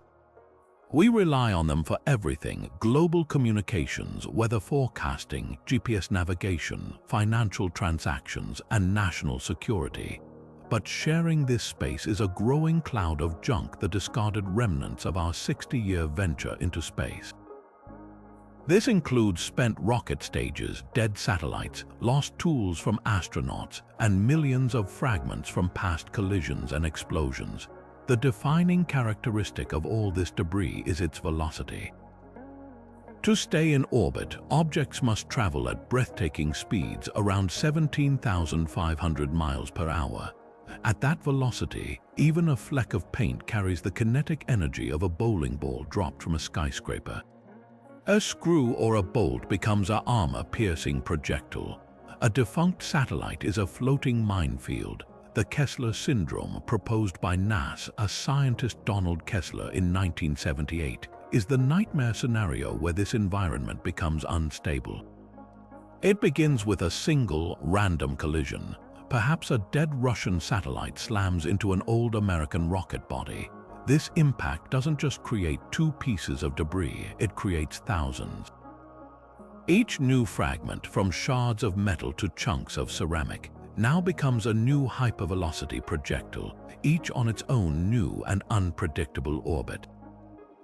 These fragments significantly increase the probability of another collision. When that next collision occurs, it creates even more debris, which in turn makes further collisions even more likely. This triggers a cascading chain reaction, an unstoppable domino effect of destruction. Within a matter of days, weeks, or months, the models vary on the timeline but agree on the outcome: low Earth orbit could become saturated with a swirling, dense cloud of shrapnel. Any spacecraft or satellite venturing into this region would be instantly peppered and destroyed, creating yet more debris and feeding the cycle. The result would be an impenetrable barrier of our own making, a shell of lethal debris encircling the entire planet. The immediate consequences would be nothing short of apocalyptic for our technological society. Our GPS satellites would be the first to go, crippling global navigation for everything from smartphones to cargo ships. Next, weather and climate monitoring would vanish, leaving us blind to approaching storms and long-term environmental changes. Global communications networks would collapse, severing the internet, television broadcasts, and international phone lines. The International Space Station, along with any crewed missions, would be immediately evacuated or destroyed, their crews forced into a desperate return to Earth with no prospect of relief or replacement. The dreams of lunar bases, missions to Mars, and a future among the stars would evaporate overnight. We would be cut off from the cosmos, forced to watch our own debris field twinkle in the night sky as a permanent monument to our folly. But the horror doesn't end with the loss of our satellites. The most terrifying aspect of the Kessler syndrome is its permanence. In the thin upper atmosphere, there is negligible drag to slow these objects down and cause them to fall back to Earth. Depending on their altitude, the debris clouds could remain in orbit for decades, centuries, or even millennia. We would be trapped with no feasible way to clean up a cloud of millions of fast-moving targets spread across millions of cubic miles of space. Every proposed solution, from giant nets and magnetic collectors to laser brooms, becomes exponentially more difficult and ultimately futile once the cascade begins. We would have actively and permanently sealed our own tomb, ensuring that no human, perhaps for the rest of our species' existence, could ever again leave the planet. The final frontier would become a final prison, building on the nightmarish implications of quantum immortality, where your consciousness is forever shunted into realities where you survive. There exists a thought experiment that takes this concept from a passive philosophical curiosity to an active, gruesome test. This is the 18th horror, a deliberate and repeated confrontation with mortality designed to prove a theory, but which instead could forge an unbreakable chain of endless suffering. Welcome to the disturbing realm of quantum suicide. The experiment is a brutal, modern twist on Schrödinger's infamous cat. Imagine a specially designed machine, like a gun pointed at your head. But this is no ordinary weapon. It's rigged to a quantum trigger. The device is connected to a mechanism that measures the state of a quantum particle, perhaps the spin of an electron, which is in a superposition of both spin up and spin down until the moment it is observed. The machine is programmed so that if the particle is measured as spin up, the gun fires a lethal shot. If it is measured as spin down, the gun clicks harmlessly on an empty chamber. According to the many worlds interpretation, at the moment the measurement is taken, the universe splits. In one branch, the particle is spin up, the gun fires, and you die. But in another, equally real branch, the particle is spin down and you survive. Now the experiment begins. You, the intrepid and perhaps foolhardy physicist, press the button for the first time. You hear a click, you are alive, you press it again, another click, again and again you pull the trigger, each press causing the universe to bifurcate. With each trial, from an outside perspective, the odds of your continued survival become astronomically low. After 100 attempts, there should be only a tiny handful of realities left where a living version of you remains. After 1,000 attempts, the number of universes containing a you that is still conscious should be vanishingly small. But from your first-person perspective, trapped within a single stream of consciousness, something incredible and terrifying happens. You will never experience the outcome where the gun fires. You will only ever experience the sequence of events where, against all probability, you survive. Every single time you press the button, you hear a harmless click. From your point of view, it will appear as if you have become invincible, as if some magical force is protecting you from death. This is the ultimate and most horrifying proof of the many worlds interpretation. The experimenter who volunteers for this becomes a prisoner of their own consciousness, forever chained to the increasingly improbable timeline where they continue to exist. The true terror of quantum suicide isn't the theoretical proof it offers. It's the existential damnation it implies for the conscious being conducting the experiment. With each successful click, your reality diverges further and further from the norm. The world around you might begin to feel strange, subtly wrong. Perhaps after your 1000th press, you step outside to find your city deserted, wiped out by a plague that somehow missed you. Or maybe you find yourself the last human on a dying Earth, your repeated survival now set against a backdrop of global ruin. Your continued existence is no longer a miracle.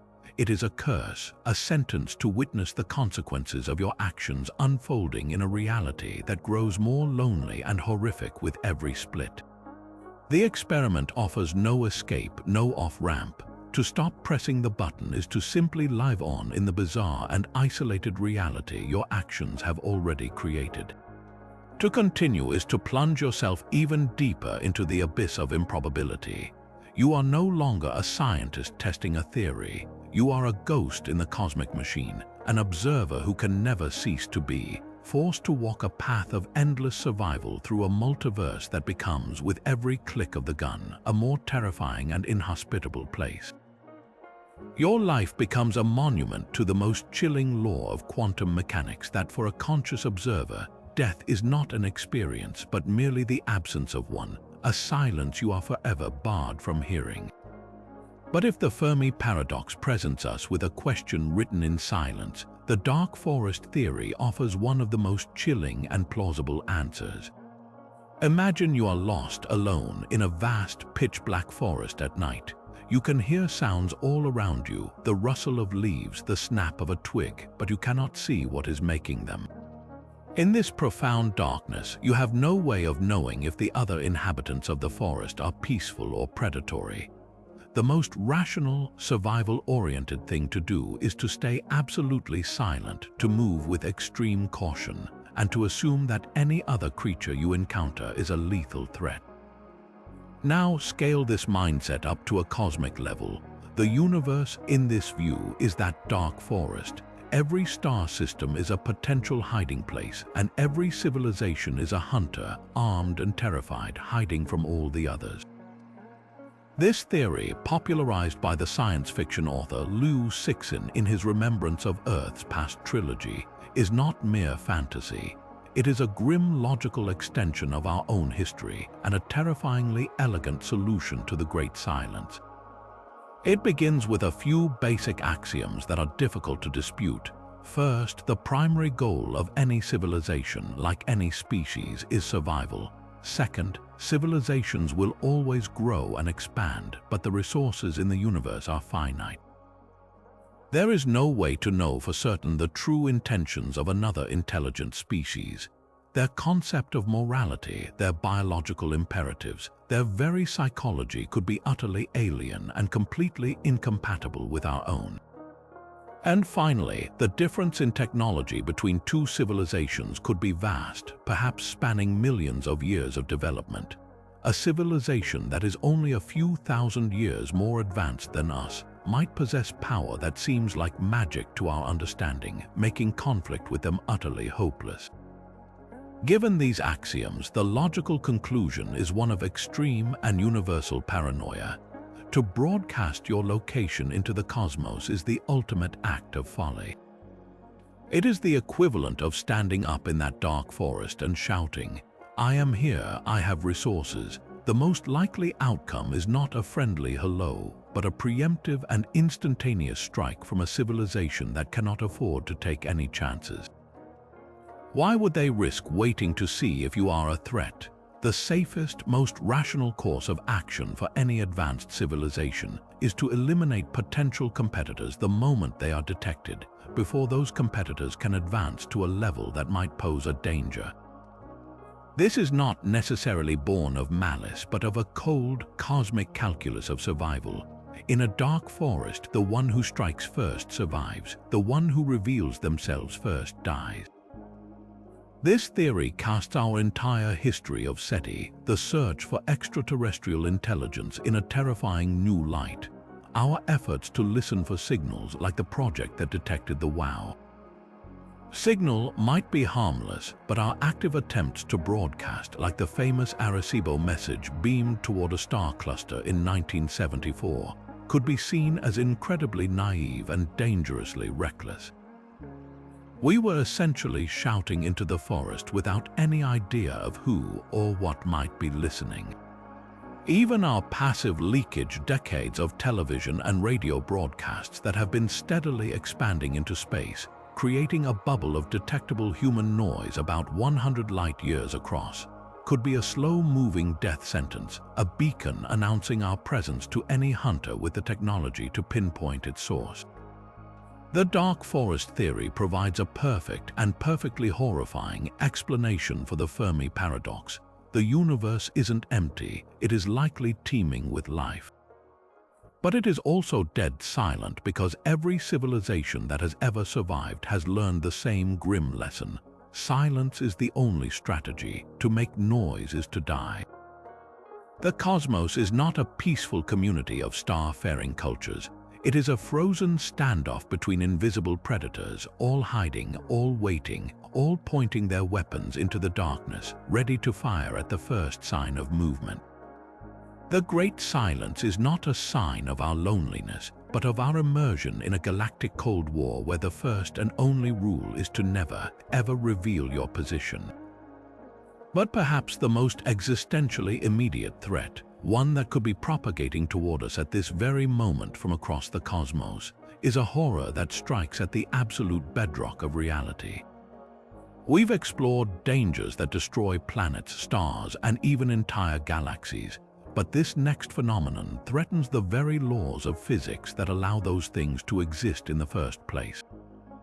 We take for granted that the universe operates on a consistent set of rules, that gravity always pulls, that light always travels at the same speed, that atoms bond in predictable ways to form the world we see. But what if the stability of those laws is an illusion? What if our universe is not in its true, most stable state, but is instead perched precariously in a false one, a temporary configuration that could, at any moment and without the slightest warning, suddenly and catastrophically collapse. This is the terrifying premise of a false vacuum collapse, a scenario where the fundamental constants of physics are not constants at all, but variables waiting to be reset. To grasp this, we need to think of the universe not as empty space, but as a field of energy. Physicists describe this as the Higgs field, which gives particles their mass. Imagine this field as a vast, rolling landscape of hills and valleys. Our universe as we know it exists in a valley. It seems stable. You can put a ball in this valley and it will stay there. But this valley is not the lowest possible point on the entire landscape. Somewhere there is a much deeper valley, a state of true and ultimate stability. Our universe is merely in a false vacuum, a metastable state. It's like a ball carefully balanced on the side of a hill. It seems stable for now, but it's not truly at rest. It's a precarious equilibrium that could, given the right nudge, suddenly roll all the way down to the true bottom. The catalyst for this collapse could be almost unimaginably small. Somewhere in the universe, perhaps in a lab a billion light-years away, or even right here in our own solar system, a random quantum fluctuation could provide that tiny nudge. In an instant, a microscopic bubble of true vacuum would spontaneously form. This bubble is not made of matter. It is a region of space where the Higgs field has dropped to its true, lowest energy state. In this new state, the fundamental laws of physics are completely different. The very rules of existence, the strength of nuclear forces, the mass of electrons, the speed of light are instantly and permanently rewritten. And then it begins to expand. This bubble of new reality doesn't grow like an explosion. It expands at the speed of light, rewriting the fabric of space-time itself as it goes. There would be no warning, no signal, no way to see it coming. Anything that travels at the speed of light, including the light from the event itself, is the event. The edge of this bubble would be a wall of absolute transformation. The moment it reached our solar system, every atom in our bodies, every force that holds matter together, would cease to function as it does now. The nuclear forces that bind atomic nuclei would change, causing every atom to instantly and violently fall apart. The concept of chemistry would be erased. Biology, life, consciousness, everything that constitutes existence would be instantly and permanently unmade. It wouldn't be an explosion or a fiery apocalypse. It would be an unmaking, a silent and perfect erasure of the universe as we know it. One moment we are here, and the next, the concept of here no longer has any meaning under the new, alien laws of physics. The sheer finality of a false vacuum collapse is what makes it so profoundly unsettling. It is an apocalypse that offers no drama, no struggle, and no aftermath. It is a silent, perfect, and total end to absolutely everything we understand. The universe would continue, but it would be a universe operating under a completely new set of rules, likely incapable of supporting any form of life or structure we could possibly recognize. This isn't just science fiction. It is a legitimate, though highly theoretical, consequence of our best models of quantum field theory. The mathematics suggests our vacuum is likely metastable, not perfectly stable. It forces us to confront the possibility that the ground beneath our feet, the air we breathe, and the stars in the sky are all resting on a foundation that is not solid but temporary, a cosmic accident waiting to correct itself. And the most chilling thought of all is that this process could have already begun. A false vacuum bubble could have nucleated in a distant galaxy a billion years ago. Right now, its sphere of annihilation could be expanding through the void at the speed of light, its wave front already en route. We would have no way of knowing it was coming until it was already upon us, the last thing we would ever know being the instantaneous and complete rewriting of reality itself. After confronting the silent and invisible threats that rewrite reality itself, we now turn to a horror that is both profoundly lonely and chillingly tangible, a celestial ghost story written in ice and darkness. Drifting through the unimaginable voids between the stars are the forgotten orphans of cosmic evolution, worlds that have been violently torn from the warm embrace of their suns and cast out into the eternal frozen night. These are rogue planets, and their existence transforms the interstellar medium from an empty highway into a haunted house filled with unseen frozen giants. The process of planetary ejection is a brutal testament to the gravitational chaos of a young star system. In the early days after a star's formation, protoplanets jockey for position, their orbits unstable and often crossing. A close gravitational encounter between two young giants, like a game of cosmic billiards, can easily fling the smaller, looser world out of the system entirely, severing its gravitational tether forever. These events are not rare. Astronomers now estimate that for every star in our galaxy, there could be thousands, even tens of thousands, of these rogue planets careening through the darkness. The Milky Way alone may be home to billions upon billions of these solitary wanderers, a hidden population far outnumbering the stars we see, a ghostly multitude adrift in the abyss. Imagine the environment on such a world. The surface would be a landscape of absolute desolation.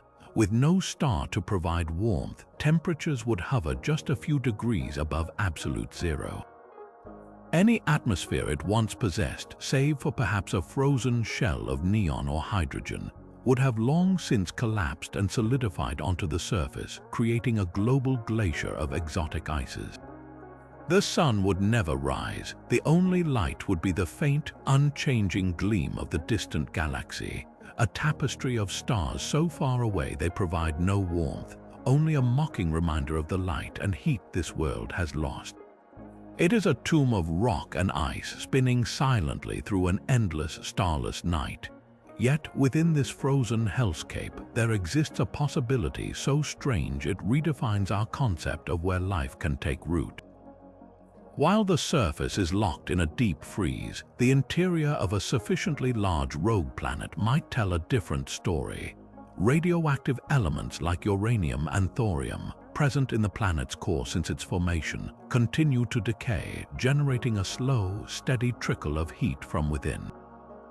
On a small world, this heat would quickly radiate away into space. But on a larger, Earth-sized or even super-Earth-sized rogue planet, this internal furnace could be powerful enough to maintain a vast, global ocean of liquid water trapped deep beneath a thick, protective shell of surface ice. This is where the horror shifts from one of isolation to one of terrifying possibility. Within that sunless, subsurface ocean, completely cut off from the energy of any star, life might not only persist but thrive. Ecosystems could be built not on photosynthesis but on chemosynthesis, drawing energy from hydrothermal vents on the ocean floor, much like the bizarre communities found in the deepest, darkest trenches of Earth's oceans. These would be organisms that have never known sunlight, that have evolved for billions of years in total isolation, in perpetual darkness and under immense pressure. Their entire universe would be the crushing blackness of their planetary prison, their biology, and perhaps even their intelligence, shaped by an environment we can scarcely imagine. The true terror of such a world is not just its alien nature, but the profound and utter isolation it represents. Any civilization emerging there would be born, live, and die without ever seeing a starry sky. Their cosmology would be one of a closed, icy shell. They might never develop astronomy, for there would be nothing to observe. They might never conceive of other worlds, for their entire existence would be this single, lightless ocean. They are the ultimate prisoners of chance, living out an existence on a world hurled into the void forever alone, their existence a secret held by the darkness. And as these frozen leviathans drift silently through our galaxy, one terrifying question remains. Could one be passing through our own solar system right now, an unseen, frozen ghost in our celestial backyard? But what if our most fundamental understanding of reality, the very bedrock upon which all physics is built, contains a fatal flaw so deep that it threatens to unravel our entire conception of the universe? This brings us to a nightmare that doesn't lurk in the distant void, but is woven into the fabric of our most successful scientific theories. It is a puzzle so profound that it has divided the greatest scientific minds for decades, a paradox that strikes at the heart of what we know about information, causality, and existence itself. This is the 22nd horror, the black hole information paradox. To understand why this is so terrifying, we must first grasp two pillars of modern physics, both spectacularly successful in their own domains, yet now seemingly at war with each other. The first is general relativity, Einstein's magnificent description of gravity as the curvature of spacetime. In this model, a black hole is a region where spacetime is curved so severely that nothing, not even light, can escape its gravitational grip. The boundary of this point of no return is called the event horizon. Once anything, a book, a planet, a person crosses that horizon, it is irretrievably lost to the outside universe. According to general relativity, the only defining characteristics of a black hole are its mass, its electric charge, and its spin. This is known as the no-hair theorem, implying that all other information about what fell in the chapter of the book, the name of the person, the chemical composition of the planet, is utterly erased, swallowed by the singularity at the center. The black hole doesn't care about the details, it only cares about the totals. The second pillar is quantum mechanics, the rules governing the subatomic world. And one of its most sacred, unbreakable laws is the principle of unitarity. This states that information, the distinct quantum state of every particle, can never be truly destroyed. It can be scrambled, it can be changed, it can be spread out and become incredibly difficult to read, but it must, in principle, be preserved. If you could somehow reverse all the motions of every particle in a system, you could, theoretically, unscramble an egg. The information about which part was the shell and which part was the yolk is still in there, however mixed up. This preservation of information is the foundation of predictability in the universe. It allows the past to have a definite relationship with the future. Now, here is the catastrophic collision. When a black hole evaporates through the process of Hawking radiation, it eventually disappears completely.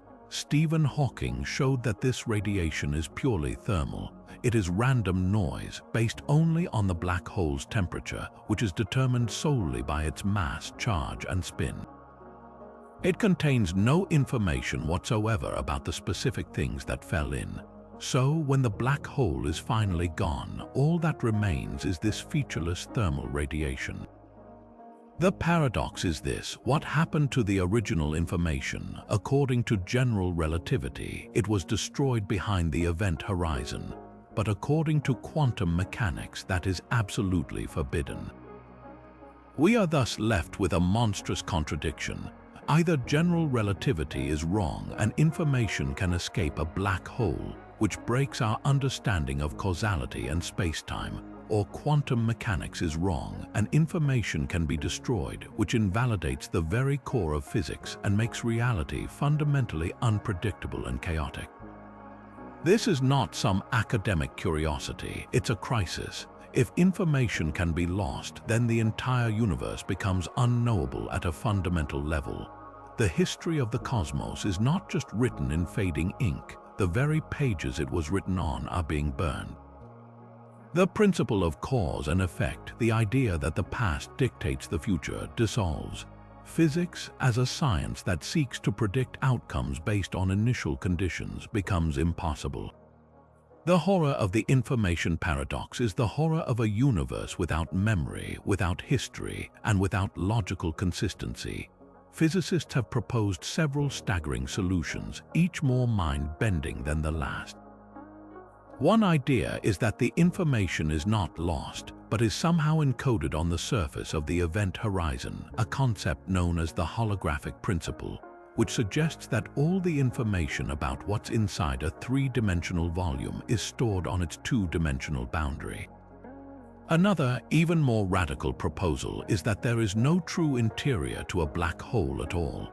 the event horizon might be a firewall of intense energy that instantly incinerates anything that touches it, preserving information by never allowing it to be truly lost inside. Or perhaps the information is slowly and subtly imprinted onto the Hawking radiation as the black hole evaporates, a process so complex we simply haven't learned to decode it yet. Each solution forces us to radically rethink the nature of space-time, information, and reality. The black hole information paradox is more than a puzzle. It is a glaring signal that our understanding of the universe is incomplete. It is a cosmic riddle that, when solved, will likely reveal a deeper layer of physics, a theory of quantum gravity that will unite the very large with the very small. But until that day comes, we are left with the chilling possibility that our most cherished laws of physics are fundamentally at odds, and that deep within the darkest objects in the universe, the logical fabric of reality itself is being torn apart. But if the information paradox reveals a crack in our fundamental laws, the next horror is etched across the entire sky, a faint and ancient signal that holds clues to a reality even larger and stranger than we ever imagined. To peer into the deepest past, we don't look through a telescope, we tune a radio. The entire universe is filled with a faint, uniform hiss, the cosmic microwave background radiation. This is the cooled and red-shifted afterglow of the Big Bang itself, a snapshot of the infant universe when it was just 380,000 years old, a moment when it had cooled enough for atoms to form and light to finally travel freely through space. This background is remarkably smooth, a nearly perfect thermal bath, but within that smoothness, tiny fluctuations, anisotropies reveal the seeds of all future structure, the slightly denser regions that would one day collapse into the galaxies and clusters we see today. For the most part, this map aligns beautifully with our standard model of cosmology, but there are anomalies, strange and persistent features in this baby picture of the cosmos that simply do not fit, features that whisper of something profoundly wrong or wondrously vast lurking just beyond the edge of our understanding. The most famous and deeply puzzling of these is the CMB cold spot. Located in the constellation Eridanus, this is a vast, circular region of the sky where the microwave background is significantly colder than the surrounding area. We're not talking about a dramatic chill, the difference is only about 70 millionths of a degree. But in a cosmos that is otherwise so statistically uniform, this deviation is massive and profoundly unusual. At first, astronomers hoped it was a mere artifact, a trick of the data, or an effect foreground object, like a giant void in space.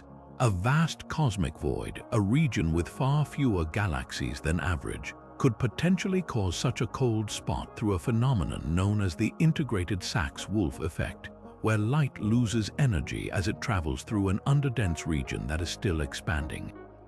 But after exhaustive searches, while a slight underdensity was found in that direction, it is nowhere near large enough or empty enough to explain the profound coldness observed.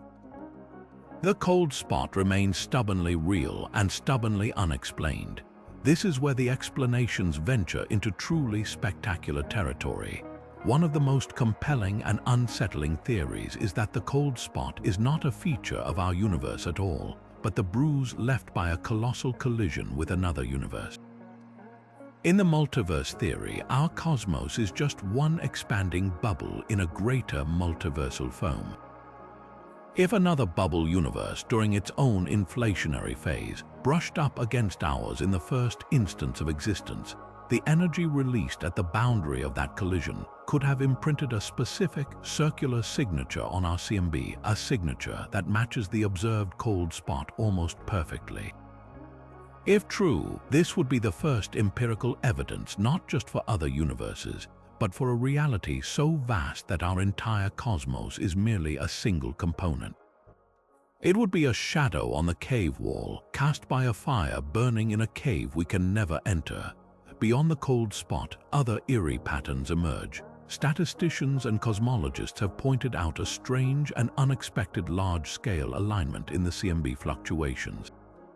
Dubbed the axis of evil by a scientist with a dark sense of humor, this is a perplexing observation that the patterns of hot and cold spots appear to be correlated or aligned with the plane of our own solar system. This is deeply troubling because, according to the cosmological principle, the universe should be homogeneous and isotropic.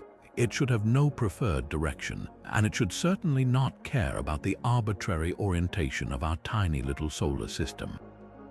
This alignment suggests either a systematic error in our measurements, a previously unknown contamination of the signal, or something far more profound, a flaw in the cosmological principle itself. Perhaps the universe is not the same in all directions on the largest scales. Perhaps our universe has a preferred orientation, a fundamental lopsidedness imprinted upon it from its very beginning, a fingerprint of processes that occurred before the Big Bang.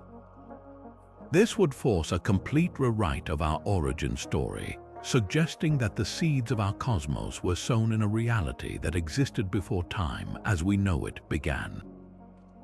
These anomalies, the cold spot and the axis of evil, are more than just scientific curiosities. They are cracks in the foundation of our cosmic home. They are hints that the story we tell ourselves about the universe, a story of a single, isolated event creating a vast but self-contained reality, might be incomplete. They suggest that our universe might be one page in a much larger book, or that its fundamental laws might be mere local ordinances, not universal constants. The true horror and the true wonder lie in the possibility that the ultimate nature of reality is forever beyond our observational reach. We are like sailors on a ship in a vast fog bank, able to map the immediate water around us in perfect detail, but only able to infer the existence of other ships, or even an entire unseen fleet, by the faint, ambiguous echoes of their horns bouncing through the mist. The cosmic microwave background is the final curtain, the limit of what we can see, but these anomalies are the tantalizing, terrifying suggestion that something is moving behind it. Yet as we confront the profound isolation of rogue planets and the unsettling whispers of the CMB, we arrive at a horror that is not explosive or immediate, but one that unfolds with the slow, inexorable patience of cosmology itself. It is a sorrow not of extinction, but of forgetting a quiet, eternal prison being constructed around us by the very expansion of space. This is the Gaia sorrow, a fate that ensures the ultimate and permanent isolation of every civilization, severing them from the cosmic story and leaving them alone in the dark with no memory of where they came from. To understand this, we must first grasp the nature of the cosmic horizon. The universe is expanding, and that expansion is accelerating due to the influence of dark energy. This means that the distance between galaxies is increasing over time. For now, our telescopes can see billions of galaxies stretching out to the visible edge of the cosmos, a distance of about 93 billion light-years. This grand vista is our window into the universe's past and present, but this window is closing. Because space itself is stretching, the light from very distant galaxies is becoming more and more stretched out or red-shifted. As they accelerate away from us, their light weakens and shifts further into the red, and eventually into the infrared, then to microwaves, and finally into wavelengths so long and faint they become undetectable. The local group, our galactic neighborhood consisting of the Milky Way, Andromeda, and about 60 other smaller galaxies, is bound together by gravity. This mutual gravitational attraction is strong enough to overcome the expansion of space, so our local family of galaxies will eventually merge into one large elliptical galaxy, often called Milkomda. But every other galaxy cluster, every other island of stars beyond our local group, is being carried away by the expansion. One by one, they will vanish from our sky. First, the most distant galaxies will fade from optical view, then the nearer ones will follow. In about 150 billion years, the expansion will have accelerated so much that every single galaxy outside our local group will have been pushed beyond our cosmic horizon. Their light will never, ever be able to reach us again, no matter how powerful our future telescopes become. The night sky for a civilization living in that far future will be profoundly, terrifyingly empty.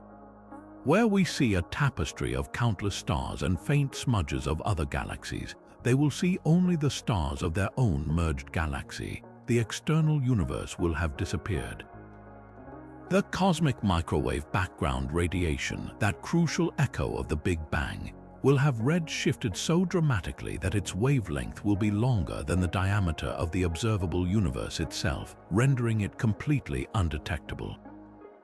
Every piece of evidence that pointed to a dynamic, expanding universe, the redshift of galaxies, the afterglow of creation, will be gone. This is the core of the philosophical horror. Any astronomers or physicists born into that distant era will piece together a completely different and completely wrong model of the cosmos. Based on their isolated observations, they will conclude that the universe is static, eternal, and consists of a single island galaxy surrounded by an infinite, empty void. They will have no reason to believe in a Big Bang, in an expanding universe, or in the existence of other galaxies. Our entire history of cosmology, from Hubble's discovery of the expanding universe to the detailed mapping of the CMB, will be completely unrecoverable to them. The truth of the cosmos will be lost, not in a fiery cataclysm, but in a gradual fading. It is the ultimate cosmic irony. The very expansion that allowed the universe to form and evolve will ultimately hide all evidence of its own origin and true nature from its future inhabitants. The Gaia sorrow is a loneliness imposed not by distance but by physics. It is the guarantee that every civilization in every galaxy cluster will eventually find itself in the same predicament, trapped in an island universe, convinced it is alone, with no memory of the grand, glorious, and populated cosmos that once was. The universe will forget itself, and we, or whatever inherits this galaxy from us, will be left with a beautiful, starry sky that is the ultimate illusion, a local truth that hides a global reality forever out of reach. It is a quiet, profound, and inescapable tragedy written into the fundamental laws of existence. And so we reach the end of our journey through the cosmos's darkest corridors, having confronted 25 visions of terror that redefine our place in the universe. From the relentless gravitational pull of the Great Attractor to the silent, phantom menace of rogue black holes, from the universe-ending catastrophe of vacuum decay to the gamma-ray bursts that could sterilize worlds in a blink, we have seen that space is not a serene void but a dynamic and often violent arena. We have grappled with the psychological torment of quantum immortality, the statistical nightmare of the Boltzmann brain, and the silent, screaming answer to the Fermi paradox offered by the dark forest theory. We have stood before the invisible architecture of dark matter, felt the chilling certainty of heat death, and witnessed the explosive fury of stellar zombies like magnetars. We have even dared to question the very nature of our reality through the simulation hypothesis and the unsettling anomalies in the cosmic microwave background. Each of these horrors, whether an immediate physical threat or a deep existential dread, peels back a layer of the universe's beautiful facade to reveal the terrifying mechanics at work beneath. This exploration reveals a cosmos that is far grander, stranger, and more dangerous than we could have ever imagined from our tranquil vantage point on a pale blue dot. It is a realm of unimaginable power and scale, where the rules of physics can twist into nightmares and where humanity's deepest fears are not just stories but scientific possibilities. The universe is not merely a collection of pretty lights, it is a place of profound mystery and unimaginable peril. Now we turn the conversation over to you. Which of these 25 cosmic horrors chilled you to the bone the most? Was it the silent, inexorable pull of the Great Attractor, the ghostly thought of a Boltzmann brain, or the immediate orbital prison of the Kessler syndrome? Share your thoughts and the concept that will haunt your dreams in the comments below. Your perspective is a vital part of this ongoing exploration. If you found this descent into the universe's dark side as captivating as it was terrifying, make sure to subscribe and hit the notification bell. There are countless more mysteries waiting for us to uncover, from the secrets of dark energy to the potential for life in the oceans of icy moons. The cosmos is filled with dark secrets, and together we will continue to venture into the unknown, seeking understanding in the infinite, beautiful, and